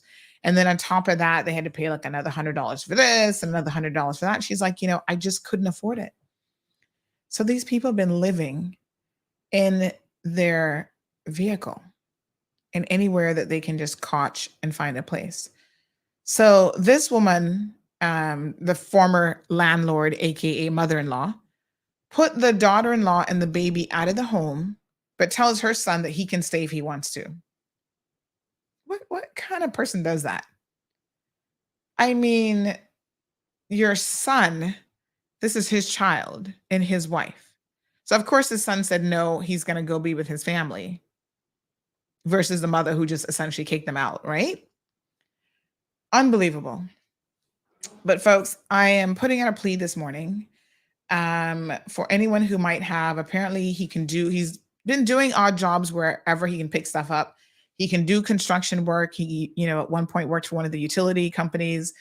If you have any opportunities for a young man, and I don't know him, so I can't obviously go to bat for him on any sort of personal level, but sometimes you just have to give people a chance. He's desperate now. She was saying to me that she's been thinking about calling me for some time and her heart has been so heavy. But it started to get really, really, really desperate lately because of his mental state. And it almost feels like, I don't want to use the S word, but it kind of feels like that's where his mindset is going, kind of based on what she was saying to me. And there's no one in this country that should get that desperate for a job if they are willing and able to work. There's work out there. We don't have underemployment issues. We might have some people who don't want to work, and we might have some people who are unemployable for different reasons. But I feel that if somebody really wants to work, there's a job out there for them, because we import a lot of foreign labor that supports that. We have essentially created an economy that has to bring workers in to keep it going. So if you are listening to the program this morning, this was something that, just weighed very, very heavy on me last night when she called. Please contact me. Let me know if you have any opportunities for this young man. Let's see how we can get him in there, to get a job, to be able to help this family and put them back on the right footing. It's beyond sad. I'm also still trying to assist the young lady with the special needs child. We're trying to, see what NAU is saying. The premier is actually helping me with that particular case to try to get some answers from an NAU perspective, and to maybe, get them to give the child cynical coverage, which would then allow her to get, the therapy that she needs. So working on that case as well. These are very I know they're very emotional situations, without a doubt. She also has an immediate need with her CUC bill, so we're trying to see how we can assist with that. Another young lady got some food vouchers yesterday, so I want to thank the ladies in my news group who've stepped forward and provided food vouchers and certificates. You know, I'm doing some each month, and of course, I appreciate the others who step forward as well. So, yeah, I don't know. It's a tough situation, you know. But what I want to say to anyone out there who's in a situation at this particular time, regardless of what you're going through, this too shall pass. Nothing in life is permanent. Things change, situations change, and you've just got to hang in there. You know, you might feel that you're at your lowest and that there is no hope, but believe me, once you have your life, there is always, always hope, right? Tomorrow is another day. Things happen. Opportunities might present themselves. So don't do anything in a moment of, sadness, despair, whatever you might be feeling at this time. Just hold the position. Sometimes that's all you can do. Just hold your position, and things get better, things improve, things change. I speak from personal experience. I know how you can feel in a moment when you think, oh my God, there's no hope, but there's always hope. You might not understand it and feel it at the time that you're going through it, but trust me, life has a way of making you reflect. That rainbow at the end of the tunnel, it's there. You just got to get through the tunnel, and you just got to keep moving. Sometimes the tunnel is dark and dreary and you can't see, what's in front of you. And really, you just keep moving forward. And I can assure you that things will improve and things will get better. Yeah, it's just crazy, and we have to do our part as a community as well to try to help people where we can. So I saw that the young lady messaged me this morning saying, thanks for, just listening. I'm going to try to do more than just listen, because I feel like more can be done. Moya, good morning. I'm just thinking of all the people that I know. Folks, if you have a job, there's a job out there, something, anything, give this man some purpose in life. A lot of people, their purpose is to be there for their family, to support their family. And if they can't feed their family and contribute, and, this young child has someone to look up to, but of course his father probably feels like he's a failure. He doesn't feel like he has anything to live for. And that's just wrong on so many different levels. So let's see how we can fix that, how we can correct that.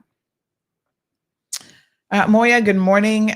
She says, this is why so many of my generation and the ones following keep leaving these islands, as it seems in native Caymanian, we struggle the most on our own soil. I think that, honestly, Moya, I understand the sentiment. And I think there's lots of struggles here. Even the expat community, a lot of them are struggling as well. They might not tell you, or you might not have the opportunity to talk to them, so you don't know. But trust me, a lot of people are struggling all over the world. And yet Cayman is still such an amazing place. Still the most beautiful and amazing place in the world on so many different levels. That's why people are still coming here, right? Because despite what we think is horrible and how much despair we might have, guess what? In their neck of the woods, it's worse. Yeah, Cayman offers a glimmer of hope and an opportunity. And I think we just need to balance things out a little bit. So Ms. Sue says, absolutely right. How I feel many days now without my hubby. He was my soulmate. Ms. Sue lost her husband of 52 years, I believe, recently. And we can only imagine what a loss like that has meant to Ms. Sue. So Ms. Sue, we continue to express our condolences to you and your family for that tremendous loss. And I know both of them enjoyed getting their coffee in the morning or their tea and sitting down listening to the Cold Hard Truth together. And Ms. Sue often messages me when I'm not on air. She says, you're messing up my routine, because this is the one constant that I have in my life. So Miss Sue, oh, we love you. By the way, where is Miss Charlene? We've not heard from her in about a week now. So she's got me worried. Is she okay? Do we need to put through a phone call to her to see what she's been up to? Good morning, caller, and welcome to the program. Hey, good morning. I didn't want to call in any earlier and interrupt your very mindful words there that you were expressing this morning, but I did want to go back a little bit to the part where you were commenting and played the I'm in the car, so the audio of the Health City young people thing. I mean, maybe this is a question to ask when your insurance pal is on the show and the next time that she's on. But my company, we haven't really been in the position to do a lot of hiring. We're growing. We're in that stage where we've got some people that we need to have a certain level of experience in order to train younger people. But we're at a point now. We've hired a young man. He's 18 years old. He's full of piss and vinegar. He's bright-eyed, bushy-tailed. He's ready to get after it. And through the process of his training, we've been exploring avenues to get him insured on a company vehicle.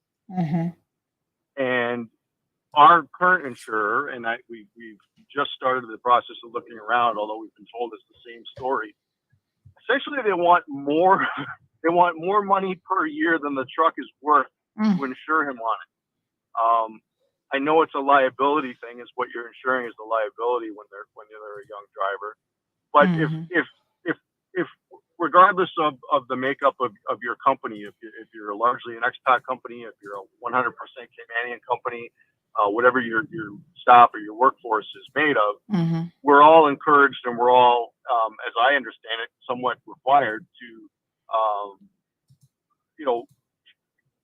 hire and train young Caymanians to be better versions of themselves and give them opportunities to be successful.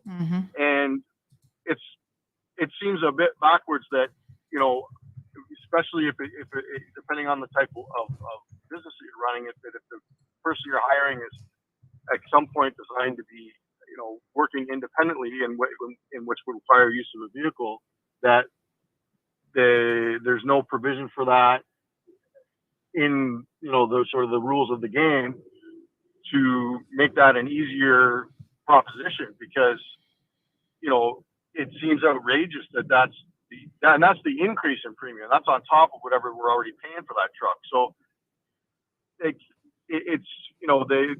a lot of these situations, it's cart before the horse. They want to do everything. They have the right things at heart, I think. I don't think that there's anything wrong with the sentiment, but for some businesses, I mean, we're talking about affordability. We're talking about cost of living. I think that's like 5 times what we're paying for the truck now to insure it, to add that extra much to it. So now we're at the point where we're actually considering what do we do? Can we still use this young man and for the purpose for which we hired him? Or do we have to either find another use for him, which is not ideal? Do we have to revisit the decision to hire him in the first place, which is even less than ideal? I don't know if you have any experience with this. I don't know if you've got anybody that listens to the show regularly other than your insurance friend, and she's obviously got her time slot that she takes care of when it's her turn. But it's one of those things where, did anybody think of this? And the answer is, well, probably not. And it just, I'm looking for a way to not essentially get around it. Obviously we want to be playing by the rules as far as insurance is concerned, but it's just insanity that it costs that much. Yeah. He's got 2.5 years of driving experience. He got his license right away when he was 16. He's been insured through his parents on some policy so he can drive mom's car when he needs it on a Friday night. And they want to, rake you over the coals because you're trying to, do the right thing. Yeah. And you've tried multiple insurance companies? I mean, well, I know that the current insurance company is the one that gave us the first set of bad news. And I called my insurance company that I use as personal insurance and just gave them a hypothetical. Yes. Because I figure, I've got a little car that I use for work. And I said, if I wanted to add a young driver to this car with this scenario, and it was a couple $100 less, but it was still $2,500 easily to add a young driver. And I've talked to other people. Apparently, it's the same thing on your personal vehicle. Like I got 2 girls; they're little, but I better start saving money for forget college driver's insurance because, you know, if it's an extra $2,500 a year to insure one person, and I have 2 girls, what's that going to be? Am I looking at $5,000? Do I get a 10% discount? Oh my because I got 2 God! kids? Like it's insanity. It's absolute insanity. It really is. Wow. So I don't know where you got who in your vast audience of free advice would have any recommendations, because we can't be the only. You know, you think about these service companies, people that fix your air conditioning, people that fix your pipes, any of these construction companies or landscaping companies. If you want to hire a young person and you want to have them, you know, they need to be able to drive or be their own person, or even drive the vehicle. You know, if they go and fill it up with gas for me. Oh, I can't do that. It costs $2,500 a year. Yes. So all right, let's put some feelers out there and see if anybody has any suggestions. It's incredibly disappointing to be all of us we're really impressed with this young man, and we have no intention of leaving him out to dry, but like, what the hell are we supposed to do? Like I realize the one thing is we'll just pay it, but it's ridiculous. It just seems like overkill, to say the least. I'll leave it with you. Thank you, honey. All right, let's see if we have a solution to this one, folks. I don't really know. Like he said, my daughter's only 6. So I haven't even thought about this yet, but gosh, I guess it's like a college fund. You better start saving up for insurance. But Natasha says this is global. I remember Royal Star in Canada charged me almost 5,000 Canadian dollars for fully comprehensive because I was under 25. My goodness. I mean, I get it. I understand that they are considered high risk. But wow, that is a little bit crazy. What a thing. I don't even know. That one's stumping me, honey chill. If you guys have any clues or any idea, let me know. Miss Stacy, we got somebody at the front door, honey child. I just unlocked it for them. Hopefully he's there. So yes, that's quite a predicament. I've heard of another young man who's trying to do a car rental business, and they are refusing to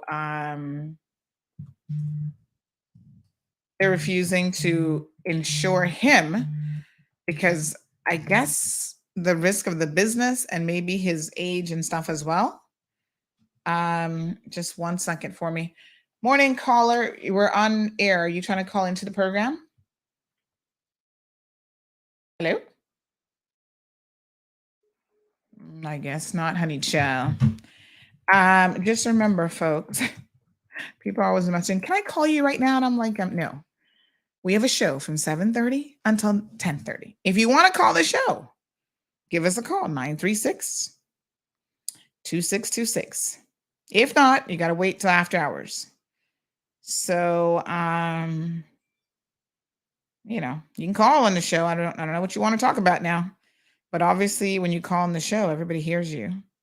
So just to be clear, that's how that works. So yes, I don't know what that's about. I'll try to send them a message just in case. Yes, honey, chill. All right. We have someone who says that they're willing to help.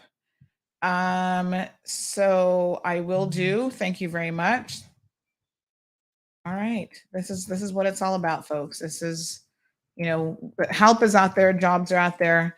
This is a temporary position for 2 months. So let's see if we can help this young man get some employment.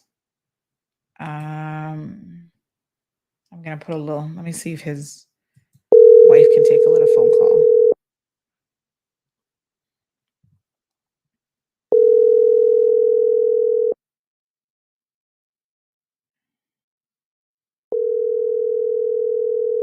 Let's see.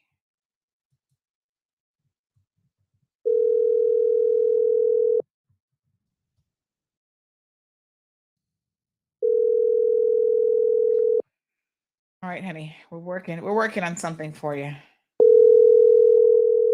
All right, so we've got one offer. All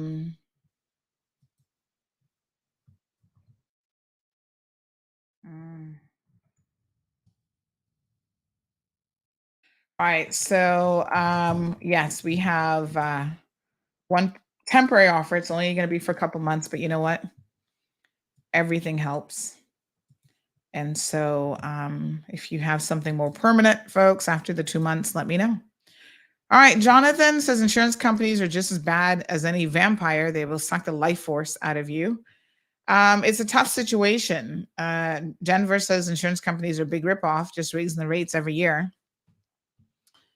John says near impossible to get fleet insurance here for rentals. Johan is misbehaving. We're going to put you in the naughty corner, John, saying that we should call George again. No. RD says banks offering mafia loans, insurance companies making millions in profits, and other businesses breaking it off in this. Real consumer protection is needed in this country, especially from banks. I need chill. Good luck with that one. So listen, met Jim last night, went by his beautiful Blue Iguana boutique store. We got a video that we're going to play for you guys tomorrow so you can see all the wonderful products and things that he has in his store. Go and support. This is a Caymanian-owned business located right on the waterfront, right next to the Church of God, by the way. Kind of tucked away in that little corner. But when you walk inside, they've got some amazing things. We'll talk all about what is available there.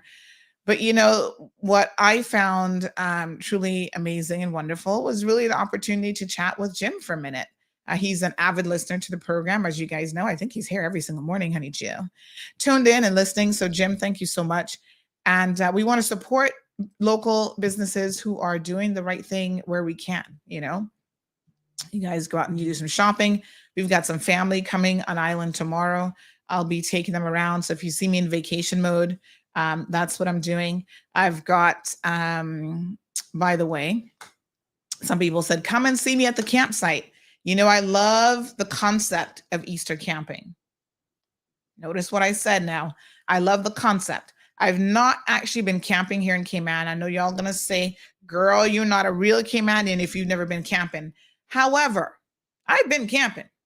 But this, I tell you what, it's a little bit unusual for me. Because my type of camping, like when I was in university, we would do like proper camping trips.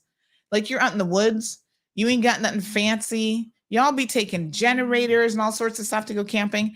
It's amazing when I see these local camping sites. I'm like, ooh, honey child, this is like 5-star camping.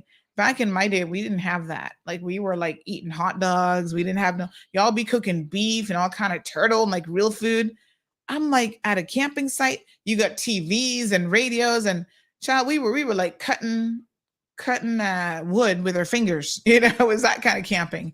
No toothbrushes. We were like bundled up in the sleeping blanket, praying that this doesn't turn out to be an episode of Friday the 13th. You know, somebody come and rips off the camp thing off of you. Listen, it was a different style of camping. Camping in the deep woods is a little bit different. But you know what? I love to see campsites set up.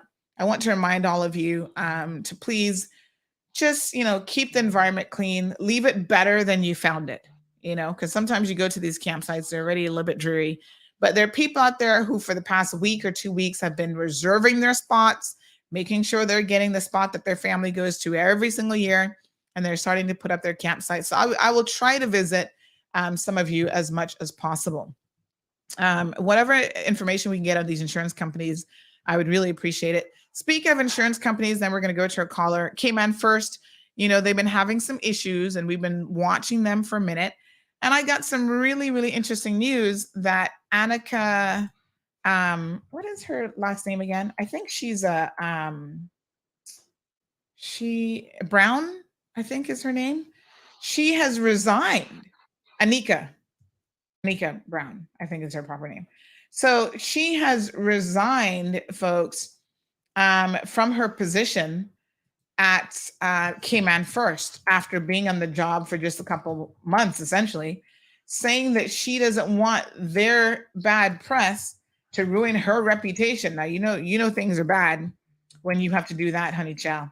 But I thought that was interesting. Last week, I got word that she actually resigned. Strong Will, good morning. Denver says, I've heard that house insurance is going up. Yes, 25%. Is that how much they're going to kill us with? And all of it has to do with the whole insurance debacle in Florida and the US.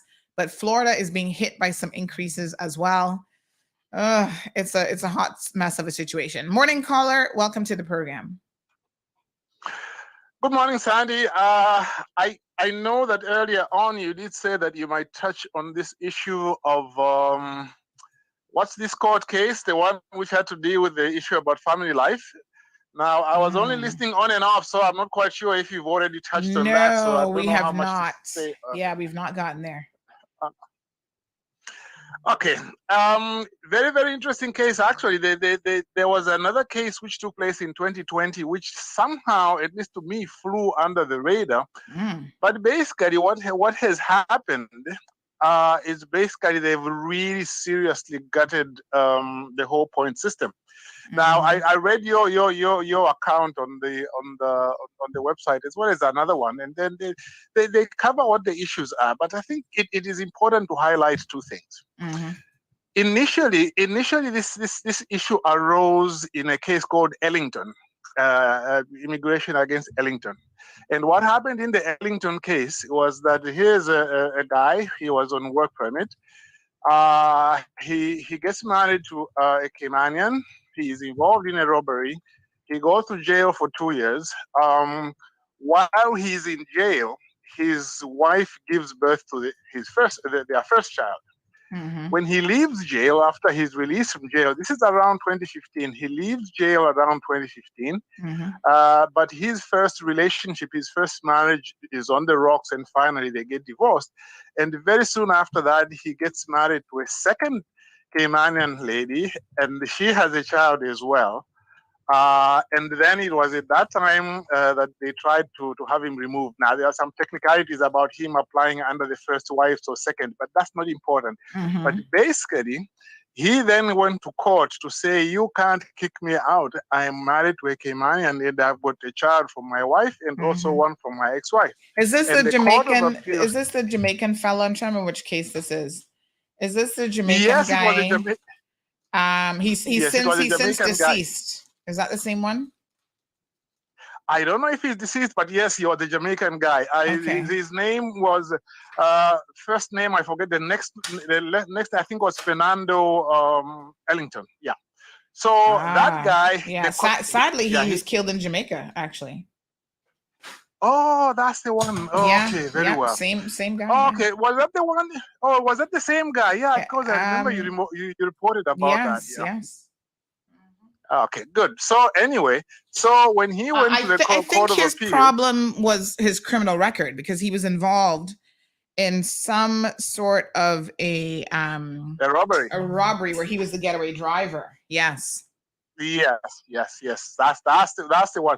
I just didn't make the connection. I remember the one that you had reported. Yeah. So anyway, the court of appeal ended up saying, well, you wanted to deport this guy. He cannot automatically become a prohibited immigrant. You know, under the immigration law, if you are convicted to and sentenced to more than 1 year, automatically you are a prohibited immigrant. They'll remove you. And what the court of appeal said, no, you can't do that automatically. You have to consider if somebody's right to a private and family life is going to be affected. So they sent it back to the immigration board. As you know, Sandy, normally once a court says that, they are practically saying, well, you can't kick this guy out. So I don't know how it ended, but it seemed like the guy died. So this new case now, the court has affirmed, basically saying that if you've got a wife and kid, especially if you've got both, they can't deport you even if you fail to get the number of points, the 110 points. So in other words, the system has to, they've said basically the system as it is at the moment, technically there's nothing wrong in it, but it is incomplete in the sense that after somebody fails to make those number of points, then you ask yourself, are we going to violate somebody's right to family life? And in the particular case you reported on, the reason they didn't succeed is because they couldn't point like to a wife or a child. All they could point to was, where we've got a lot of friends here, we're going to lose them. And one of them also said that, he also had two businesses where he was a part owner. And what the Court of Appeal said, no, in your case, you haven't made a case on the facts, but otherwise the principle is there. But essentially now what it means is whether you're on a work permit or you are applying for regardless of that category, they have always to consider whether or not you've got a wife and a kid. So in other words, if you're a work permit holder, you come in and you don't want to leave, just have a child and get married. That's all. So what a hot mess. I mean, listen, we are struggling with this whole marriages of convenience situation. And it seems to me that what has really happened now is that they've made that so much more a lucrative route for people to go. Precisely. And I think our legislators are going to have to look carefully at what that means and how they curtail abuses of the system based on this right to family life. You see, listen, we took this Bill of Rights, and everybody thinks it's a good thing. This is how we all look at it. Well, if it's my rights, I want to fight for my right, and it's always a good thing. But then when it comes to extending those rights to everybody else, and how that impacts your country and the workings of everything, sometimes it's not always so clear cut. Yes, it's not so clear cut. And you see, this case, in my view, I imagine, well, I think that a lot of people in Cayman will want this to be appealed to the Privy Council so that this matter can be dealt with. Because a lot of people have been saying, look, can you curtail the status grants until we really find out how we can preserve our culture? And to imagine that now the Court of Appeal has practically said that we are going to gut this and it might increase, status grants on its own, maybe by 20 to 30%, maybe more. Now, there are two interesting things about this from a practical side. One, the United Kingdom itself, they left the European Union partly because of this kind of problem. They had a real problem to kick people out. So that they decided in the end, they said, look, we do not want the European Court of Human Rights to decide on cases that involve the UK. We want to remain part of the European. Okay, they left the EU, but they remained part of the treaty that governed human rights. But they said we want instead our own courts to be the final determinants as to the meaning of that convention. So that thing is still going on. So to me, it's very interesting that now they should come to Cayman, shall we say the Court of Appeal, and say you should apply the same principles in the UK, which they are having a problem themselves applying.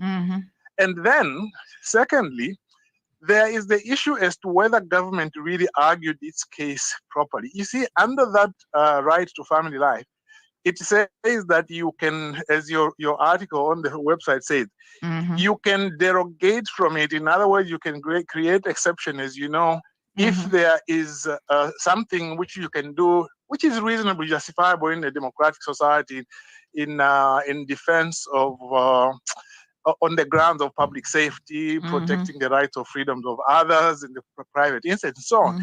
In my view, the government could have argued that, you see, if you are a criminal, we are trying to protect the rights and freedoms of others. That's why we are kicking you out. But you see, the UK people didn't bother about those. And I really think that there should be an allowance to allow small countries like Cayman to apply their own standards. In international human rights law, it is called, they should apply their own modalities of application. In other words, the principle is there, but each country must be allowed to state what it means in its own jurisdiction, rather than adopt that which is used in the UK. Because what the Court of Appeal said was that you should use the one that is in the UK. But the one in the UK, I think, is very wide. Because the one in the UK up to now, you know what it covers? It covers not just your father, your mother, your brother, your grandfather, your grandparent, your grandson, and so on. It is very, very wide. So it is very. In fact, I represented somebody one time who I got to stay in the Cayman Islands because she was very well connected. But in her case, she was connected very well because she had like her grandfather was a Caymanian. Then she had 3 children who were Caymanian. She had grandkids who were Caymanian. So I was able to make the argument with the Immigration Appeals Tribunal to say, can she stay on the basis of family life? And they agreed. But that's a totally different case because there was no criminality involved. And it was really, she was almost as good as Caymanian at the time. But anyway, it's a very interesting discussion. I hope you get around to it at some point. Yes, absolutely. Thank you very, very much. Yeah. Okay, thank you. Bye-bye. All right, folks. So without a doubt, a discussion that we need to have a little bit more in detail. I was just looking at my calendar actually to see when the premier will be back on the show, because these are some of the questions now that we need to be putting to him in terms of what will be the government's response. Listen, the last administration did a lot of ignoring of what the court said, and the courts will not be ignored. I can tell you that. When they hand down a decision, you will continue to lose court cases and you will be held accountable if you ignore their judgments. And if they say that the law is lacking in a particular area, you need to fix the law. So I agree with Johan when he says this morning that the immigration law and regulations need a thorough review and amendments as a priority. It's too easy to get PR and Caymanian status, and all Caymanians matter, but population growth without comprehensive and thoughtful planning will lead to many disenfranchised Caymanians, particularly multi-generational families, etc. So Andrea weighs in. She says, maybe that's why we have so many single parents. They figured out having a child here can keep you here. Oh yeah, child, please. That's been going on for a minute. In fact, we call them anchor babies. Yes, because once you drop that anchor, you're good to go, honey child. It's going to be difficult to get rid of you. Even when you're the getaway driver, may he rest in peace, even when you're the getaway driver in a robbery and you go to jail for that, the right to family life still trying to keep you here. Unfortunately for him, he decided to move back to Jamaica, and what can I say except Jamaica is a little bit of the wild, wild west, and they end up killing him shortly after he returned to his own country. So very, very sad situation, folks. I mean, it's a complex area of law. Immigration can be very, very complex. Don't let anybody try to tell you that it's easy. It's easy law. That's why I chuckle when we have MPs who are like, oh, we're going to no more work permits. And you're all sitting there cheering, yay, where's my little applaud button? Let me get a little applause going here. Y'all are like, oh, yes, that person got it. Oh, yes. Oh, we're gonna vote for them. We're going to vote for them because they said no more foreigners. I'm like, y'all ain't got no sense. First of all, there's a balance to be had, right? We shouldn't be having any sort of an employment issue for people who really want to work. Not given the number of work permits that we import, right? So it's not a question of blocking foreign nationals from coming to the Cayman and from working. It's about finding that balance where your Caymanians are getting the opportunities first and foremost. But there's a caveat. And I always say this because I think this is important. Your Caymanians have to be willing and able to do the job. We also need to be willing and able to scrutinize these so-called work permit applications, those who are trying to tailor make positions for their friends and family members. And I've seen that happen over the years. That sort of situation simply cannot happen when you've got qualified Caymanians who can take up the post. So it's really a matter of balance, in my opinion, and we have to strike the balance. We really have to try to get it done. But it's an interesting case. Again, the permanent residency system, I remember when it was introduced, certainly not a perfect system. I think a lot of people who've had to use it and had to apply, they don't even understand how it really works, I think Caymanians have to themselves be part of the solution. So if you don't want people to be coming here and getting anchor babies, stop laying down with these men and getting pregnant with them, or by them, I should say, when they have nothing of value to offer this country. I'm just saying. I'm all for immigration, but you should be adding people to the mix, who add something, not people who just take away, who increase crime. So they add in a negative sense. That's not the caliber of individuals that we're looking for. And that doesn't mean that, don't misunderstand what I'm saying, because some people are like, oh, but are you looking for just people of a certain, they have to have a certain income, they have to be rich and this, not. No, it takes all kinds. And I think, again, that's a matter of balance that you have to have in the community. So you need all sorts of different workers from the bottom straight up in terms of economics and even having a moral fiber. Like, I think that those are the types of things that are important. I know when you apply for citizenships in the United States of America, they're still asking you questions about communicable diseases and all sorts of other stuff. And I think people are like surprised by that, but that's been a fundamental part of their law for a really long time.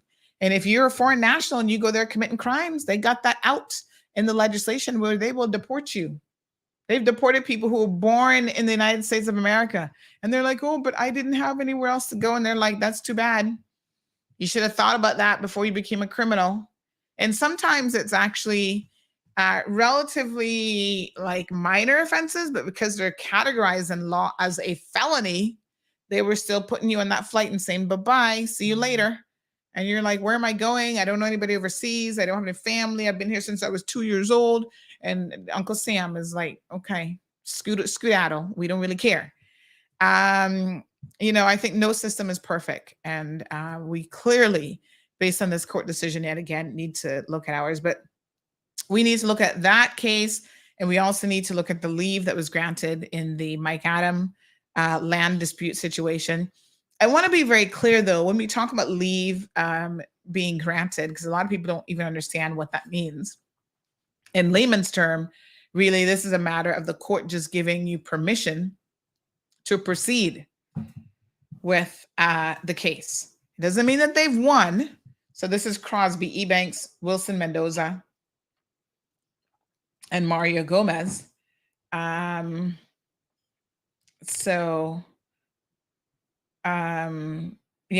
Versus the governor of the Cayman Islands, and they're suing NRA, I think, and they're claiming that they didn't go through the right process. They have lost at the grand court level, but these people seem to have a lot of time and a lot of energy, and so they're pushing forward to the Court of Appeal. Now, the Court of Appeal has said, I'm just going to try to open up this case actually and have a look at it. They have, I guess, at least an arguable case. So from that perspective, a 17-page judgment. So they're suing the National Roads Authority, the Attorney General of the Cayman Islands, and the governor. He often just gets attached to stuff in name. So let me just scroll down to the decision. 17 pages. This isn't a super long one, but let's see what they say. So basically, they're going to give them permission to proceed. It's interesting because at the last hearing that this guy, remember, they sent him to jail. A judge sent him to jail for, I think that was summary court, for breaching the existing order that's in place, which basically says that he shouldn't be messing with the right of way at this time until the courts are finished. And he's still, he's a very, very bold individual. I've never met anybody in my life who has, who's so bold with a total disregard for the law and for property rights and just respect. The guy has zero respect. Unfortunate, to be quite frank, but he don't care. He has no respect for the Adam family. He had no respect for the people of the Cayman Islands. He's a very, very disrespectful individual. And I can tell you that anywhere else in the world that he lived, it wouldn't quite go so, including his own Puerto Rico, his own New York, because I think he lived in New York, although his people are from Puerto Rico. So this case just keeps going, honey child. So this one will go on. But he claimed when he was sent to jail the last time, the judge was listening to him. He's like, oh, he didn't have any money to pay the legal fees. I suspect that Crosby Ebanks is the money man. Him and Mario Gomez, the two Caymanians, the two real Caymanians in this, are the ones who are actually funding this and finding the money to support Wilson Mendoza. Very, very unfortunate situation. I had an opportunity to speak to Crosby once, and I was not impressed with him, to say the least. I said to him, how can you as a Caymanian be so disrespectful? And this is all about land, like you only care about money. And he made some comment about, yeah, even his children have to buy land from him. And I was like, honey child, when you drop down dead, and I'm not wishing that on you, but I can inform you, but you won't be taking that land with you. I've not seen any dead man put anything in the, put it this way. You might put some smaller items in the grave, but somebody will go and dig that back up right after they put you in the ground. It's not going to help you in the afterlife, good sir. And he just gave me this look. I was like, poor you. I said, how did we get here as a people where land and an access point that has existed for 45 years is something that you want to dispute and argue with? It's just shocking and unbelievable. We'll digest that case as well. It's quite sad, to be honest, but they continue on. So, yeah.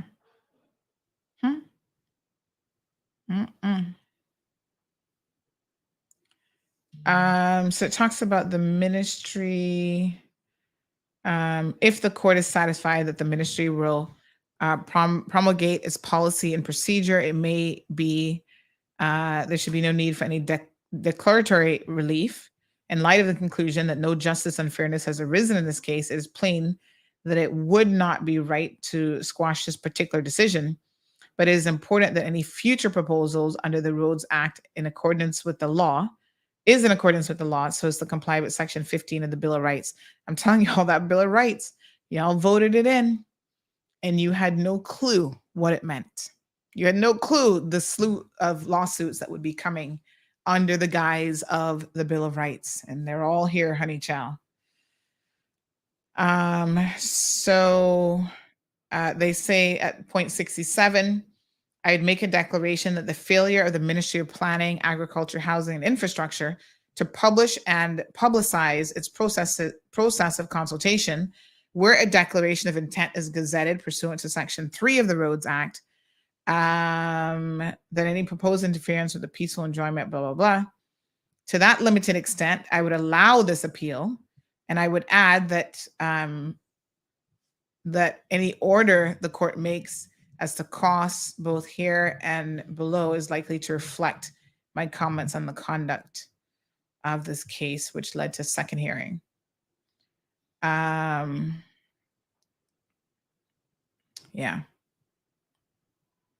So, what a hot mess. It's just the gift that keeps on going. Somebody was asking me for that case. I'll send it to you so you can have a read of it. Lots of people read these cases and they get a little bit confused. I see Dr. Steve Tomlinson is in court. He's suing Cheyenne Ebanks. This was one that garnered a lot of social media,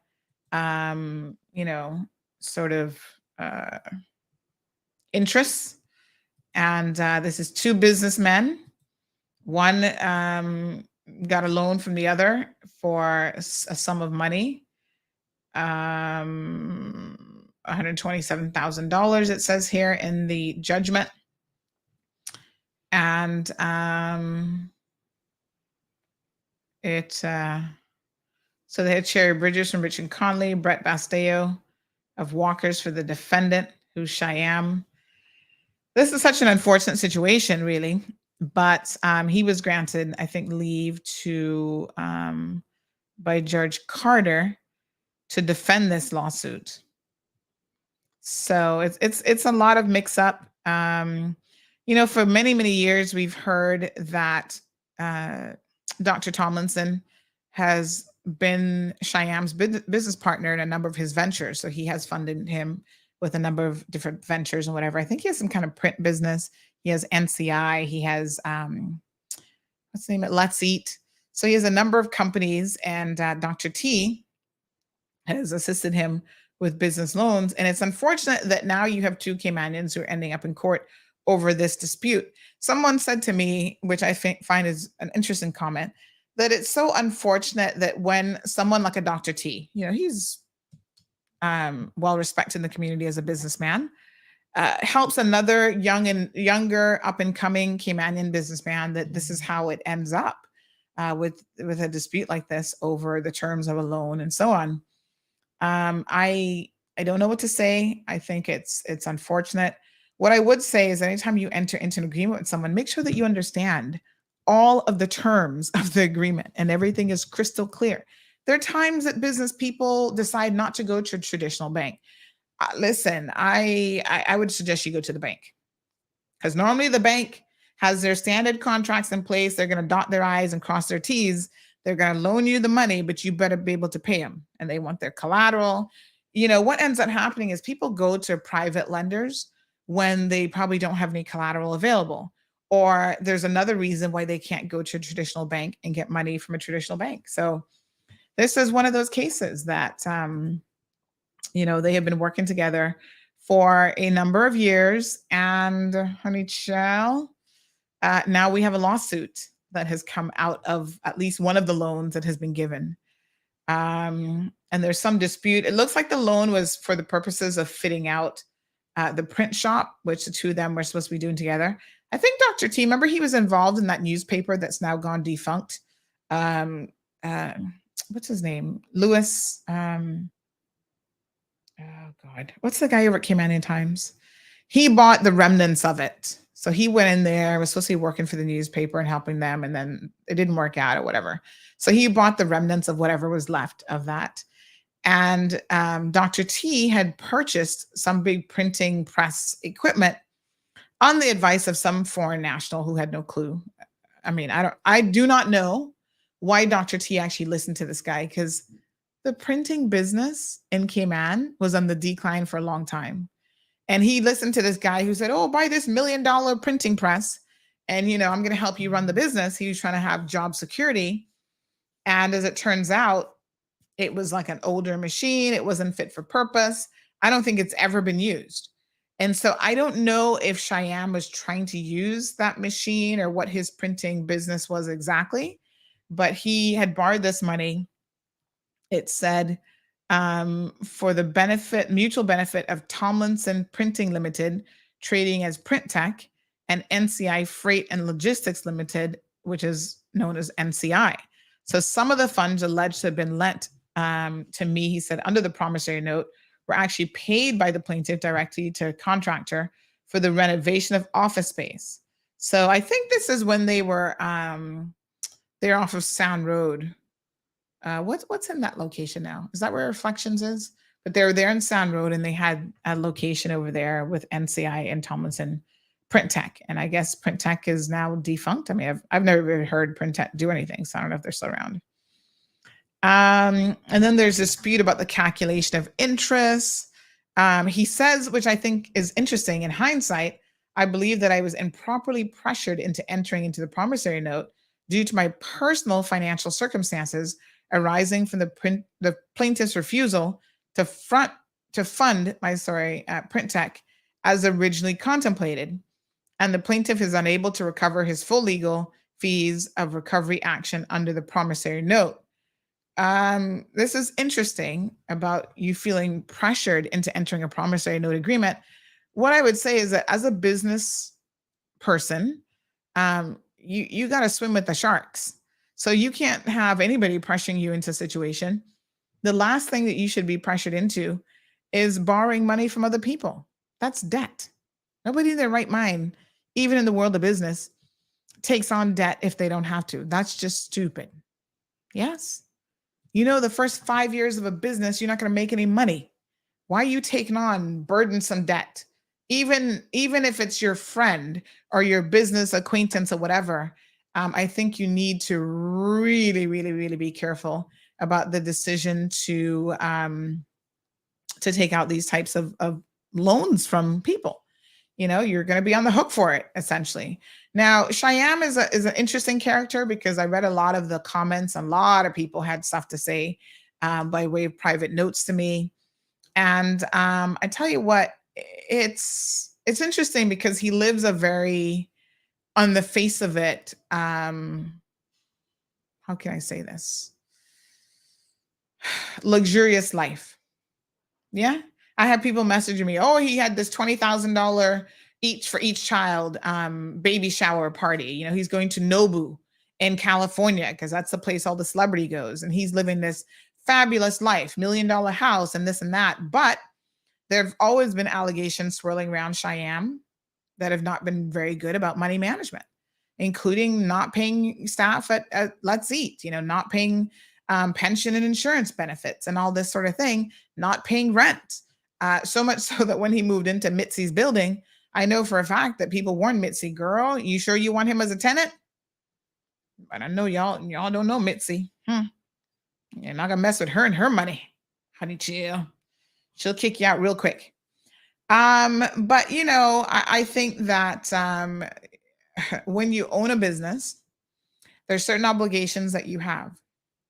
Your primary obligations is to pay staff first. You have to meet your legal obligations. So if you have a contract with people, contract with workers, you have to pay those people. You need to pay pension, insurance, your light bill, your rent, all these things before you can pay yourself and before you can live your best, most fabulous life.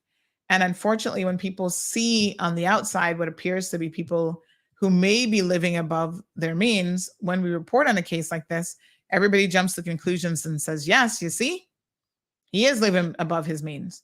Now, I can't speak to his finances, honey child. I do not know. But I think it's unfortunate. He's disputing the amount, saying that, not all the money was paid to him. Some of it was paid to contractors and blah, blah, blah. And maybe he was, kind of forced into entering this agreement to begin with. Get legal advice from the onset, folks, if you are entering into anything like this. So I think what the court did, this was Judge Carter.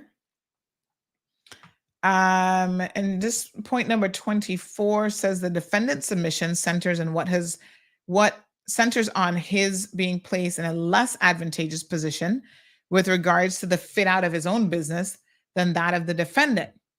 And this was an agreement between businessmen. At the stage at which the promissory note was issued, the defendant was a successful businessman. That's interesting. I mean, what does she mean at that stage? Is he no longer a successful businessman? I don't know what that really means.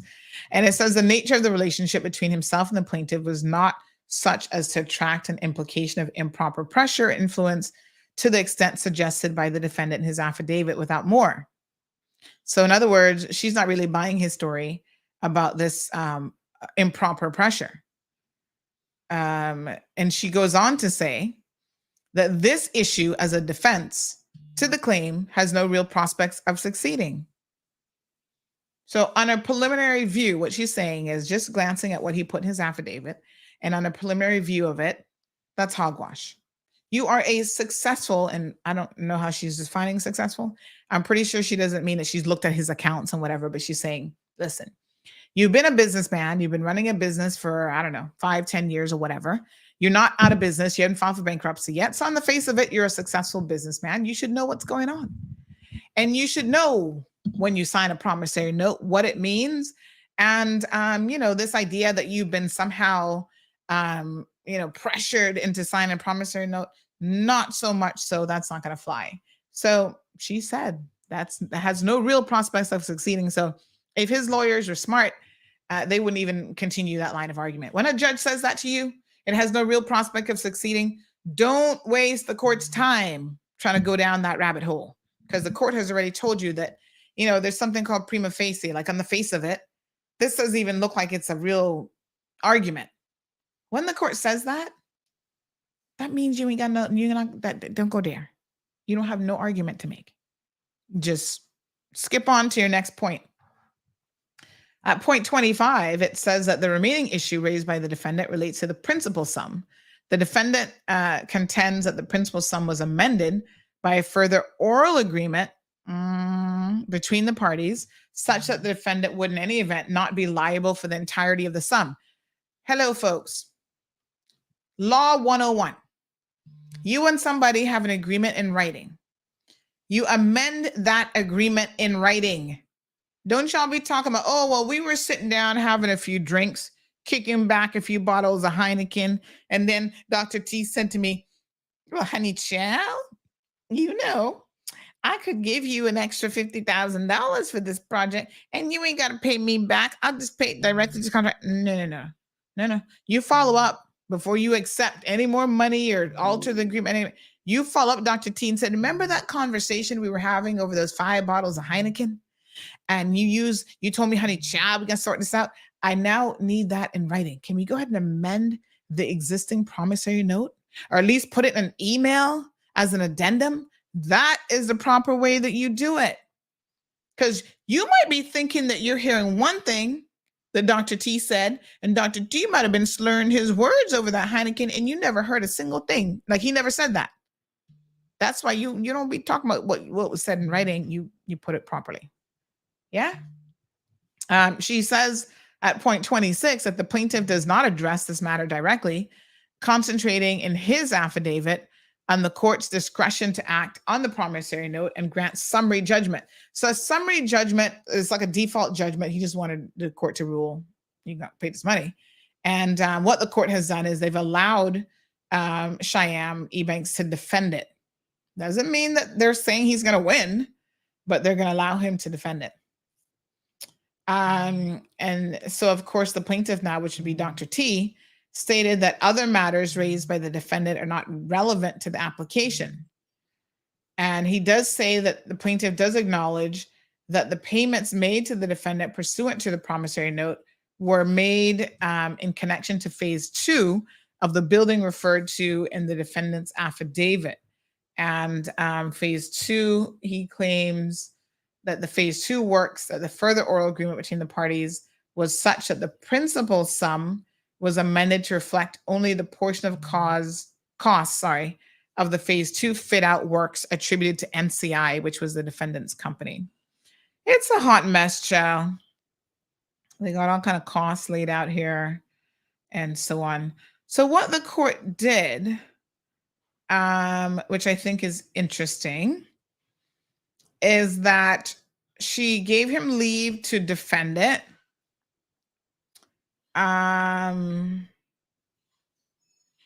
He's claiming he doesn't owe the entirety of the amount.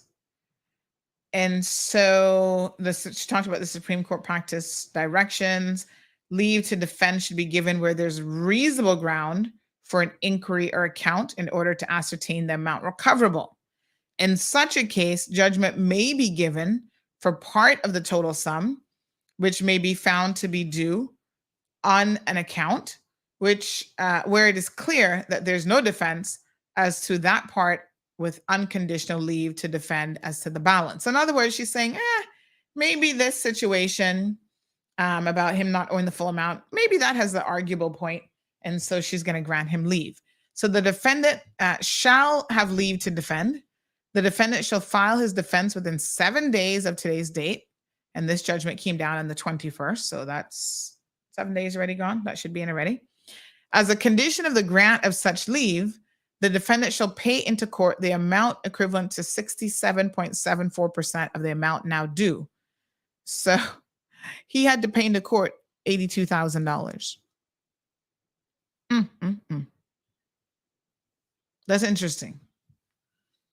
So I think that, again, that might speak to the fact that maybe, although he's been granted leave, the case might not be that strong, honey child, because she's asking you to put in 67.74%. I don't know why she didn't just round it up, of the amount that's owed under the promissory note with interest. So he had to find $82,000 to put into court. Yes. And the defendant will also pay into court a sum equivalent to 67.74% of the assumed reasonable attorney's fees. So that was another $22,000 and change. Honey child. Mm-hmm. So if he fails to file a defense within 7 days or to pay those amounts noted above, judgment shall be entered for the plaintiff for the summary principal with interest. So that's $121,000 and reasonable attorney fees of $33,000. So I don't know if he paid it in yet or not, honey chow, but we will certainly keep an eye on that case for you. Just be careful, folks, when you start to borrow money from people. You just gotta, even when you borrow money from the bank, y'all need to think twice. Mm-hmm. Mm-hmm. Crazy. There's an interesting marital case here we might want to cover at a later date. So, yeah, the Court of Appeal and the Grand Court have been super busy, folks, doing all sorts of stuff.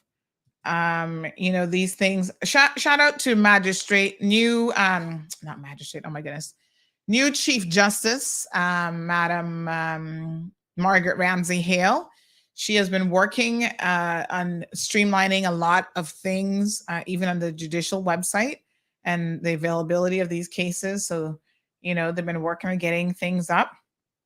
So I thank her for her guidance of the court staff in this regard, because there's a lot of improvements that we would love to see.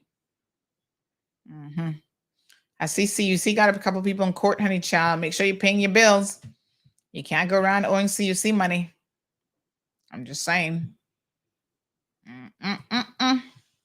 They're a company, and you got to pay them. Let me see how much this one is for. I always find these interesting. Cody Parchment. Who's Cody Parchment? Cayman Brock. Oh, he's a Brock. Oh. West End Cayman Brock. Really? Jamar Watler. He lives on Moxham Road. Huh. So the plaintiff is CUC. The defendants are individuals in the Cayman Islands. Yes, they live at Moxham Road and West Bay. So they had a customer service application back in 2020. Mm-hmm. Okay. Wow. In breach of the agreement, so they owe over $2,300. Got a formal demand letter. They didn't pay it. And so CUC is like, pay us our money. $2,309.20 plus $450.91 in interest. Mm-hmm. And, I must say that CUC works with people. So this lets you know that since 2020, God knows, they ain't been doing what they need to do. Who is Cornerstone Properties? They're suing a few people. Well, oh my goodness. What a mess. Even lawyers are suing people for non-payment of fees. Honey child, Hampson and Company. They're suing somebody named Roderick Harbeck. They want their money. I'm sure that's legal fees. So, yes, sir. They're like, pay us our money, or we're going to take you to court. Let's see how much this one is for. So it's interesting reading some of these sometimes. Let me see now. This one is for, huh? Say what? Oh. $23,000 US. Oh, I saw $500,000. Wait a minute. Is that what they won for him? What is this? Okay. So the allegations and proceedings, blah, blah, blah. Claim the sum of $527,000 plus interest. Okay. Uh-huh. Oh, yes, honey chow. A hot mess. All right. Well, your lawyers will sue you too. All right. Gabby says, guess that's why he don't like to hire Caymanians, because he don't like to pay. He has, I can only tell you that there is lots of chatter in the streets about that situation. Everton says, it's so funny how money can destroy your friendships, marriage, family, relationships, money. You don't have money, nobody bother you. You have a little bit of money, comes a problem. I think what you need to have is a lot of common sense. If you have money, and if you're going to be loaning or borrowing money, then you got to just know that you better know how to pay the money back, whether it's a friend, family member, or whatever. I always caution people to be very, very careful with family and friends when it comes to money. The two really shouldn't be mixing too often, because most people, y'all just don't know how to do it.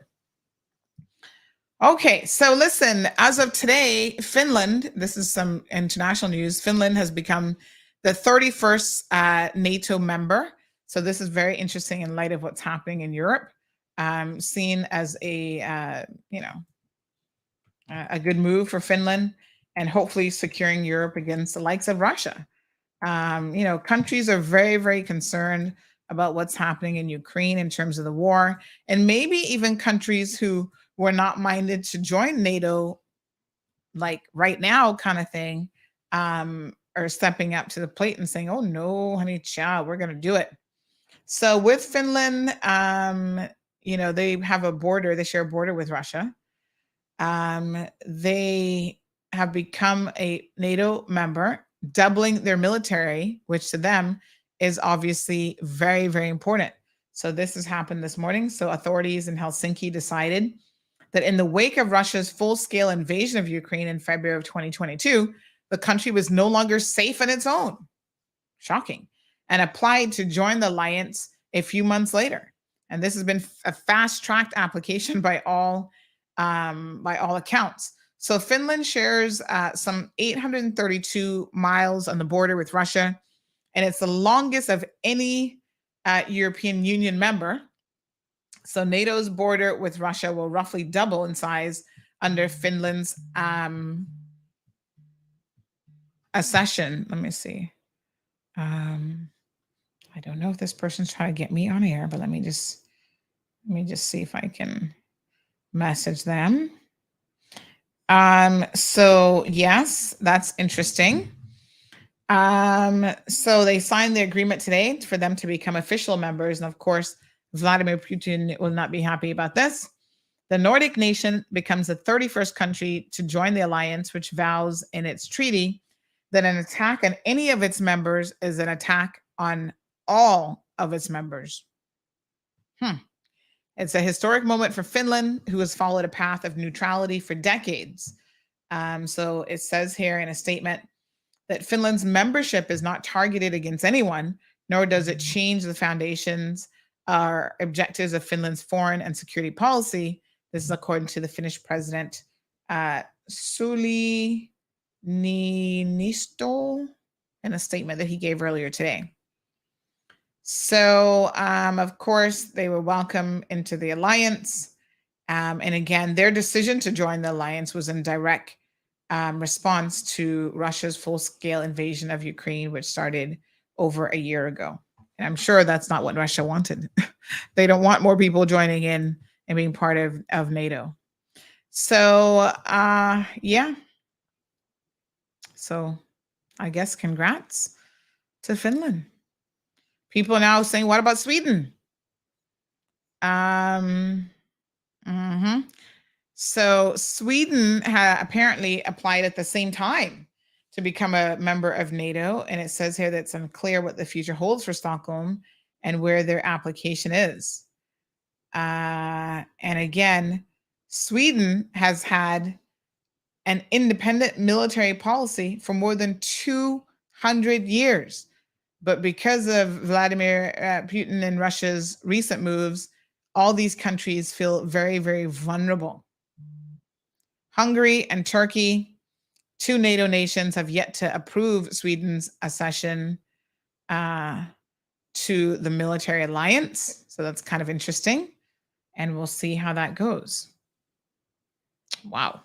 Making people uneasy, honey child, about potential war. So former President Donald Trump is appearing in court today. Security in New York has been beefed up significantly as he will be making his first court appearance. Remember on, I think Friday, the word came down that he was indicted in this Stormy Daniels case. It's very, very interesting. He is going to face 34 felony charges, but won't have a mugshot or be handcuffed, according to reports, because you're still special because you're president at some point. So interesting. He is the only president, former or otherwise, to actually face criminal charges. And this is in relation to the Stormy Daniels payment. So you guys remember Stormy Daniels was a, was she a prostitute or just a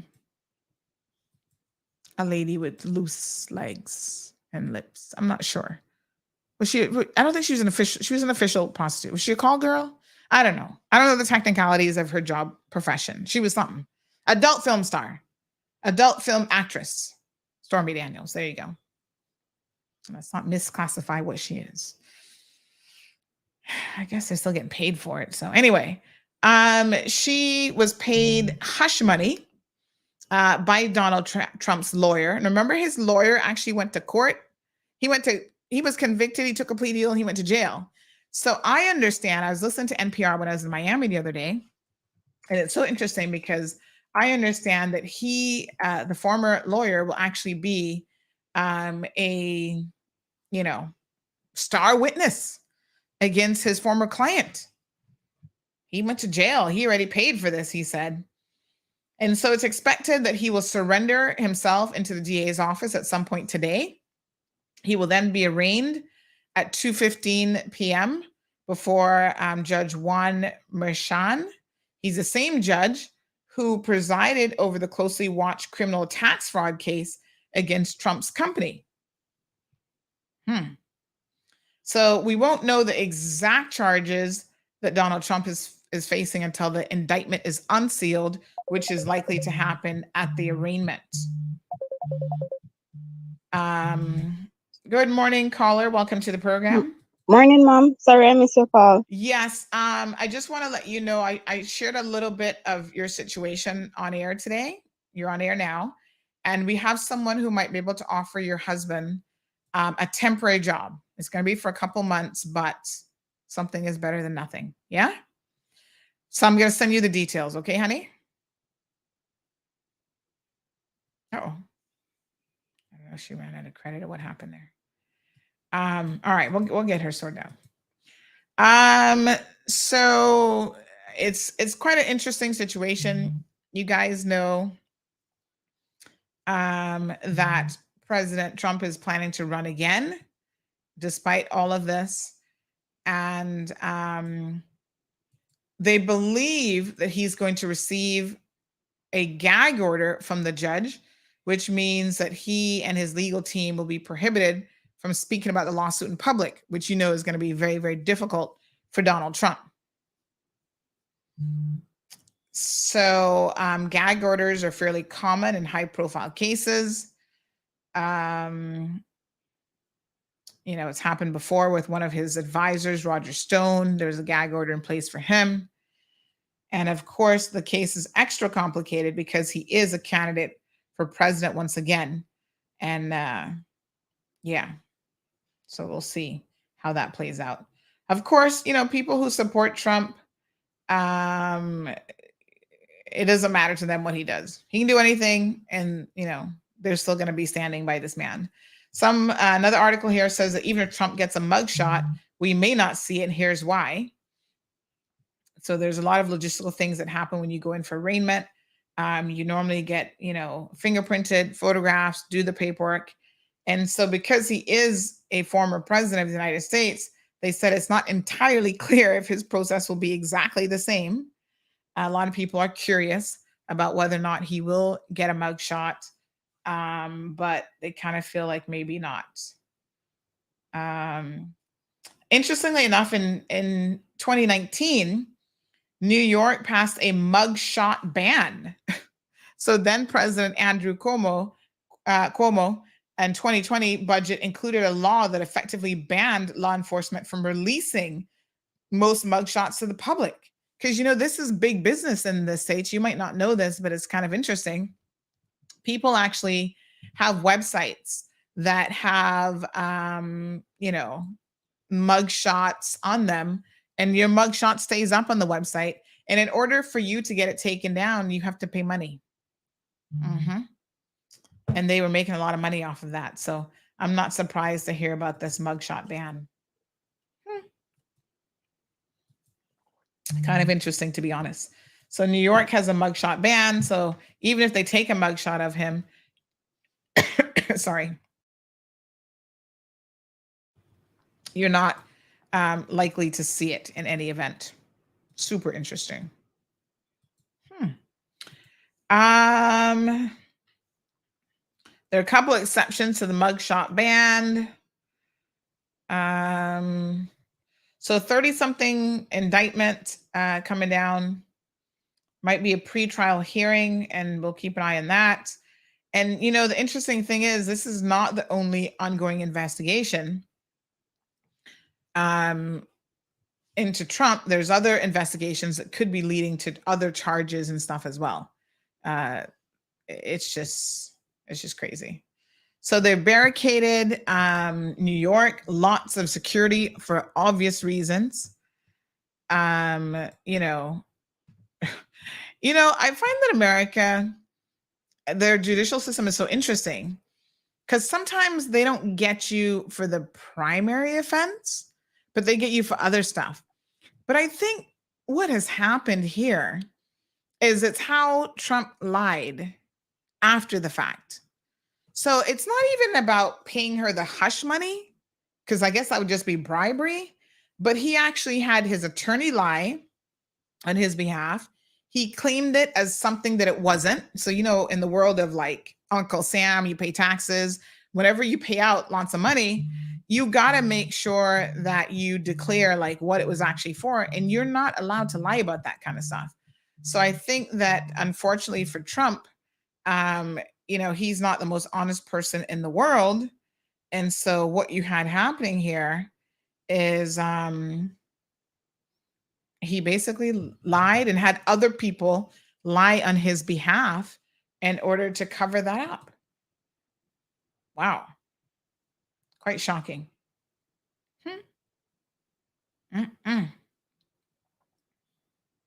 Yep. I don't even know what to say. So he made the payments to Stormy Daniels to prevent her from revealing an affair that he had with her before the 2016 election. And it's, you know, twice impeached. So he was the first president to be impeached twice. And now he is the first president ever to be criminally charged as well. So he's making a name for himself in more ways than one. Quite shocking. We'll get more about it. This person keeps calling my number. I've said I'm on air. Hold on, folks. Sometimes you can't tell people no. They don't want to hear that. Good morning. I'm on air live at the moment. Are you trying to get on air?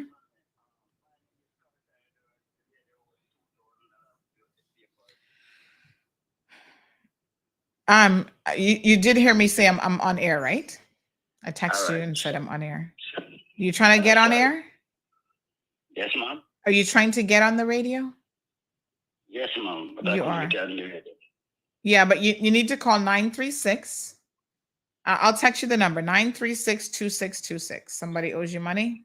Yes, ma'am. Okay, that's the number to call. 936-2626. All right, no problem, my dear. He was desperate to get on. Somebody owe him $2,000, you say? They're saying that she's going to be skipping his indictment trip. Melania, his wife, will not be joining him. His son, Eric, apparently is going to join him. So, yeah, what a mess. Morning, caller. Welcome to the program. Good morning, Sandra. Morning. How are you? I was just checking to make sure I had the right number. Oh, okay. Yeah, so I didn't have anything particular to say today, so I just wanted to make sure that because I never called you before. Oh, okay. No problem, my dear. Very when good. I call, I'll have the right number. Yes, sir. All right. Okay, good. Yes, honey child. That's the right number. 936 Bobo. We'll keep an eye on this situation. I don't know what else to say for now. Jonathan says Putin is going to put a GPS target on Finland's back too. Nothing is going to happen to Donald Trump, he says. All charges will be dropped. I'm pretty sure when you have a 37 indictments, they're not going to be dropped. He might be found not guilty, but they're not going to be dropped. You don't take the decision lightly to charge a sitting or even a former president of the United States. This is shocking on so many different levels. And, it's, he's actually hired a former U.S. prosecutor. Honey child, that's what money buys you. He's hired a former U.S. prosecutor to lead his defense case, Todd Blanche, looks like. He is a top white-collar criminal defense lawyer and a former federal prosecutor to lead up his legal team. Money can buy you good legal representation now. Make no two ways about it. So that's interesting. And a former Manhattan DA calls the Trump indictment an extraordinary event. Yes, indeed, honey chill. What a mess. I tell you. Anywho, let's see what your other comments are. RMR says the expansion of NATO is all about the U.S. greed and pressure to maintain U.S. Hegemony. NATO is a generator of massive profits for the Western military and industrial complex. Breaking up Russia is the aim. Well, I mean, if it's in direct relation to Russia's aggression, what did Russia actually predict was going to happen? I'm confused about why Putin thought that, this was going to scare his neighbors. It did scare his neighbors, but not scare them into doing nothing, scare them into joining alliances. Where do they get most of their military stuff from? I don't actually think it's from the US, to be honest. There's some massive production now that has been ramped up of military machinery all over the world. First lady says, boy, I mean, not gonna lie, Miss Sandy, you have a glow. Pretty. Aw. Thank you. I tell you, it's my bargain shopping t-shirt that customs want to try and kill me over. They don't know that you can still look good on a bargain, honey chill. RMR says Trump is a criminal. He was elected and will likely be reelected. This is a deflection from the U.S. proxy war failing Ukraine and brain dead Joe Biden's failed policies in the U.S. My God. It's crazy, though, because politically, when you think about it, of the millions of Americans that are eligible to run for president, seems like most people are they can't be bothered. They're not going to do it no matter how qualified they are. Good morning, caller. Welcome to the program. Yes, ma'am. My name is Carl. The ex-migration woman won 2,000 and I'm not giving up my money. Oh, Mr. Carlton, you said? Yes, ma'am. Carlton, Adolfo. Okay, so you have an ex-immigration lady who owes you money. Yes, ma'am. All right. I'm putting in talk to you already and someone in talk to you saying, yes. Mm-hmm. So she promised that she was gonna try to get you sorted out. So you've not heard anything from her? I don't hear nothing. Nothing at all. I don't from that lady. It's a liar. I don't hear nothing at all. That lady actually owe me more than 2 years. And I don't see him. I book up in him. And I'm going to let me know when. I never received great signs they won't me the money. What a hot mess. All right. Let's see if we can give her a call. I see somebody else calling in. Hold on 1 second, sir. 1 second for me. Good morning. Hello. Hello. Good morning, Miss Sandra. Good morning. How are you? Not too bad. I'm grateful for another day. Yes, To ma'am. be honest with you, I am grateful. Yes. I never did understand about Donald Trump. He is from one trouble to the next, owing this person and owing the next person and Can I get you to do me a favor? I just have a gentleman on the other line who's calling about someone who owes him $2,000. I was just about to call and try to help him reach this woman. Can I ask you to hold those thoughts for tomorrow's show, and we can talk about Donald Trump some more? Sure. Thank you, Miss Sandra. All right, honey, Thank no you. problem. Very good. Yes, thank you. All right, darling. Very good. All right, let's see if we can get a hold of this lady who owes you money, sir. All right, let me see now. 1 second for me, okay? We're gonna try to add a call. Her number. I do have her number. 59. She used to work for immigration, which is sad. Oh, hold on. I gotta unlock the phone first. All right, let's see here now. So add a number. Yeah. 59. You know, I tries to give these people an opportunity to sort out their mess, but you have reached the voicemail. It gone to box of voicemail. 3, 4. Caller, the number I have for her goes to voicemail. Do you have a phone number for her? I do have no phone number for her. She change her phone number all the while. She keep changing her phone number. She see the call and she not answer first. No, why she not answer? All right. Does anyone know how to get a hold of let me just look at which name she's going by now. I don't know mother, but if you can call him mother, it's good. You know her mother? I know her mother, but I know I'm not doing Lucille or something, someone tell him mother name. But when you can sign the paper, my mother come. Which paper was that was signed? And then take a document and say 1 year and hard, you know. And I go to the police station and then come on the work site. When they give me the document, I'm telling them, no, take it in and sign a paper. Say, sign a paper, say, they want me $2,000. So she signed the paper saying that she owed you $2,000. She signed it. She come in my office and signed it. Right. And her mother was there when she signed it? Yes, right in my office. Oh, okay. All right. Well, let's see if the mother know where she is. You got the mama's number? No, I got the mama's number now. Oh, well, I can't call her if we don't have the number. Oh Lord Jesus, Diane Gordon, please. What's going on here? You got to get this sorted out. This man has been waiting for his money, and he says he wants his $2,000 back, and he's sick and tired of waiting.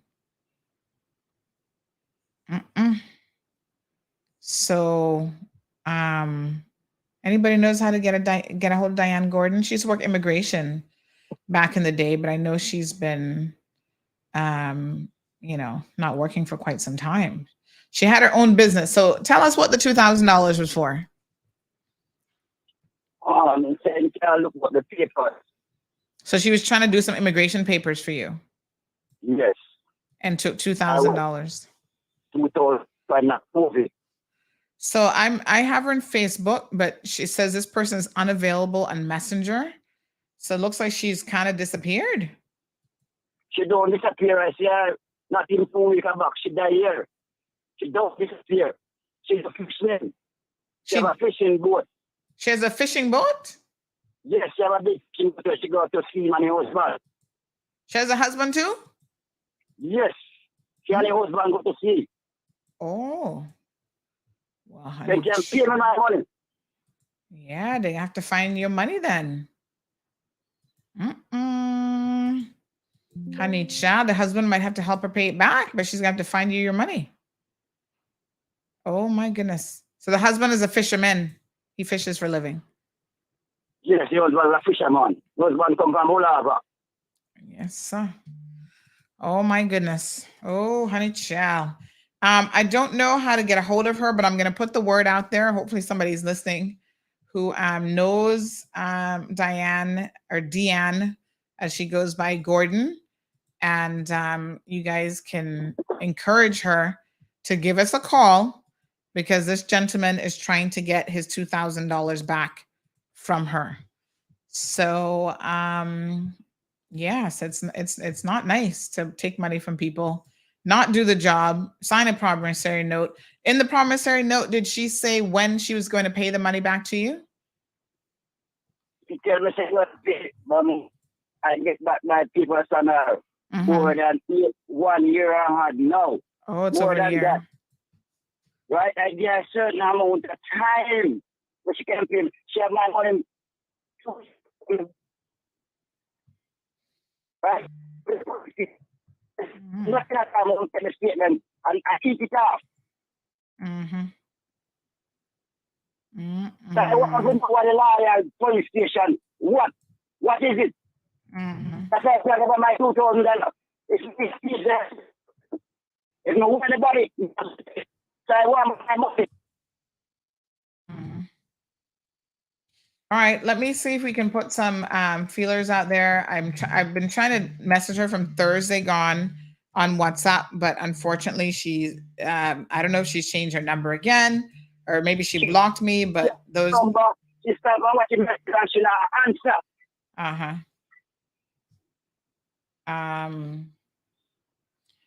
All right, sir. Okay, well, every time she rent the house, she's going to show him out.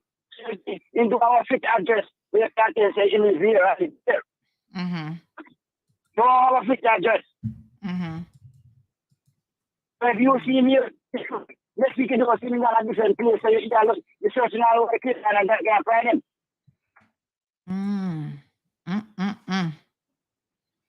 Wow. All right, sir. Let me see what we can do for you. We'll make some phone calls. I beg you, please tell her to give me money. Please, yes, sir. My money. Yes, sir. Absolutely. And $2,000 is. I need the money. Yeah. I have family to take care of.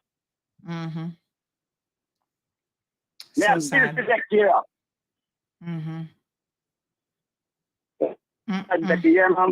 All right, my dear. I'll be in touch. I'll see if we can somehow locate her.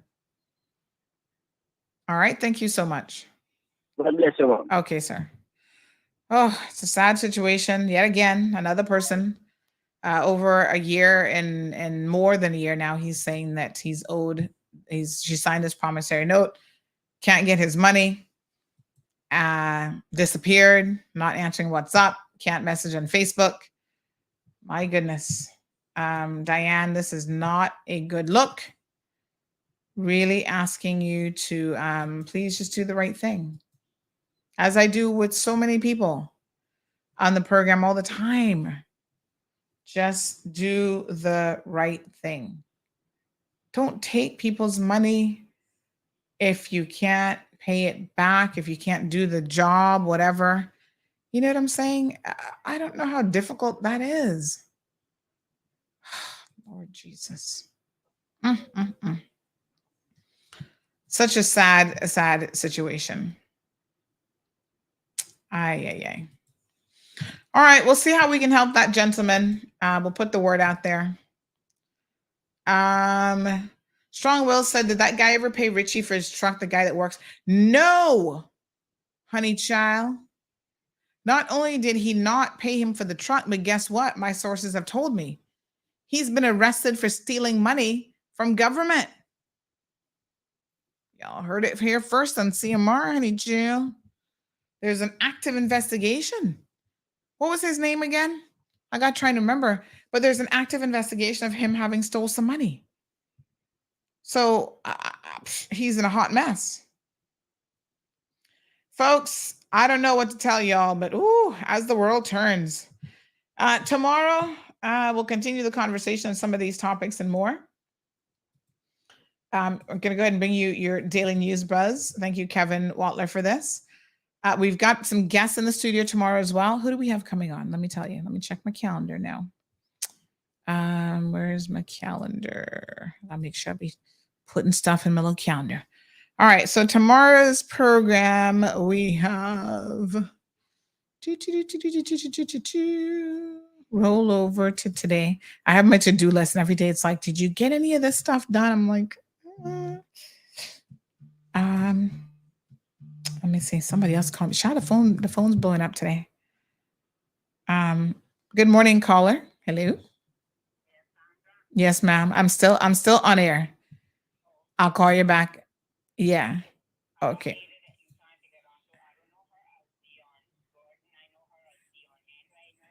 Yeah, you got a number for her?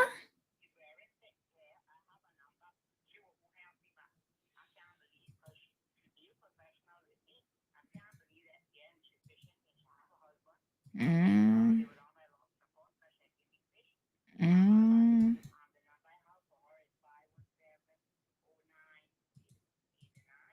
Hold on.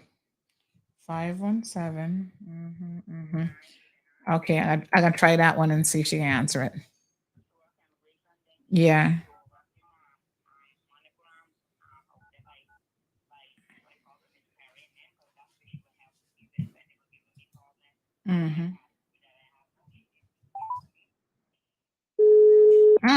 This one ringing. Hold on. I'll call you back.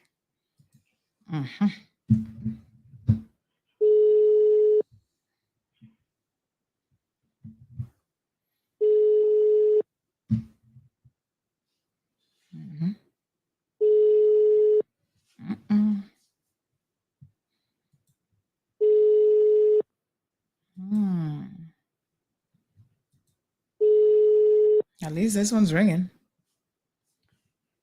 You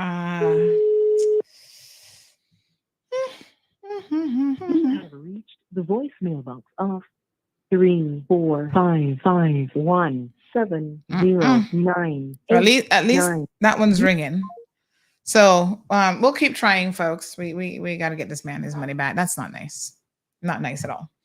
All right, folks. Here you go. Daily Buzz. Have a fantastic day. See you tomorrow morning, 7:30 a.m. And we have in the studio, I think NRA is going to be joining us. Let me see now. NRA. Yes, they're supposed to be coming on tomorrow. So hopefully they'll be here at 8 o'clock. Guys, have a fantastic day.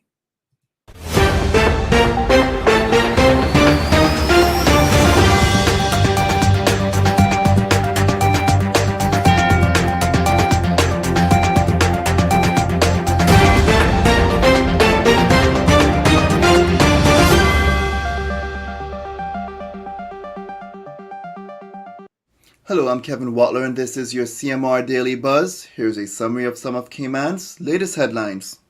A vendor on 7 Mile Public Beach who assaulted a member of the public with pepper spray last week found himself in further trouble after police found several rounds of ammunition in his residence on Saturday.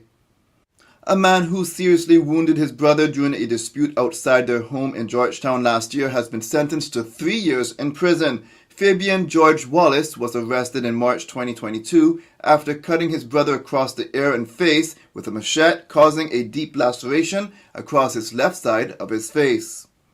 Residents from Newlands and Savannah took advantage of a recent gardening class hosted in their community in partnership with the Department of Agriculture. According to Premier Wayne Panton, who is the MP for Newlands, the class filled up quickly.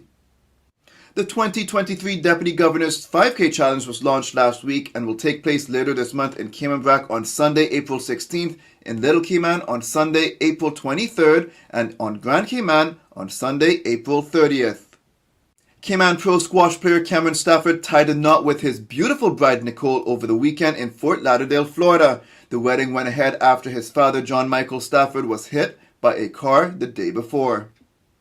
Now for your CMR weather update is brought to you by WG Charters. Sunrise at 6:17. Mostly sunny skies are expected when the temperature's at 85 degrees Fahrenheit and humidity at 69% like the forecast calls for. It will feel like it's in the high 80s. Winds east at 10 to 20 miles per hour and the sun sets at 6:40. At nighttime, the temperature falls to the mid-70s. Looking forward, there is a higher chance of scattered thunderstorms tomorrow. However, sunny skies will return for the weekend.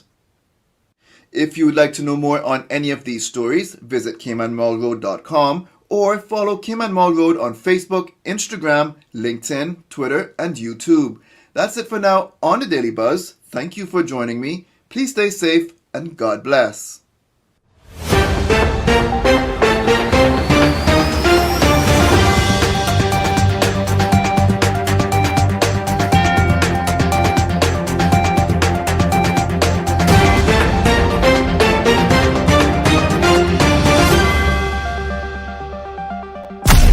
Thank you for tuning in to another episode of The Cold Hard Truth on Bobo 89.1 FM. Cayman's #1 talk show is live weekdays from 7:30 a.m. Never miss an episode again. Watch anytime on CMR's Facebook and YouTube channels for the latest show episodes. Don't forget to follow us online on our social media channels and visit CaymanMarlRoad.com for all the latest news and community happenings.